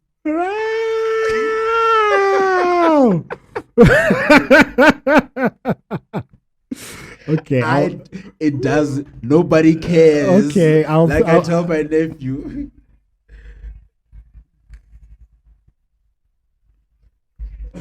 Okay, so I'll just for you, just so I can drive out of here with a smile. With a smile. Oh man, I love this man. You must know that I've got love for you as a Chelsea fan playing this for you. Yeah. Funny story. Yeah. Before he went to America. Yeah. My sister went to the States. Yeah. And when she came back, she bought me oh man. Look at that. Rooney the Redeemer. She bought me a DC United scarf. Oh wow! Before he went. Oh, look at that, eh? And I was when he went, I was like, oh shit! I already have the scarf. Yeah. So yay! Oh, by the way, this comes from Old Trafford, eh? From Old Trafford. Yeah. The theater of nightmares. Beautiful. Oh, beautiful. Man. Thanks for the good time, man. Thank you. I need to bounce. Yeah. I need to go. I Thank you very prepare much. Myself. People have booked me for the birthday. Cool. I am coming back. Yes, you will. Now, let me leave you with this. Do me a favor, please. Get out of here. Get out of here. Thank you for joining us on this episode on the NJ Podcast. Make sure to visit the website, the njpodcast.captivateair.fm, where you can subscribe to the show in iTunes, Stitcher, all the other podcast platforms, or via RSS so you never miss a show. You can also find the video content on the YouTube channel and Instagram page. That will be Njabulo James on YouTube and njabulo.j.ngosi for Instagram. Please subscribe and follow on those platforms as well. And while you're at it, if you found value in the show, we'd appreciate a rating on the podcast platforms, or if you'd like to tell a friend about the show, that will help us out too. If you'd like more information about published or upcoming books, visit www.njablojames.com for more information. Please reach out if you'd like to share what you would like to hear and which guests should be invited to the show. And remember, success is the progressive realization of a worthy ideal, which means that you are doing what you have always wanted to do because it is aligned with your highest values, and this is the only way you can live a truly fulfilled life. Now just chill until the next episode.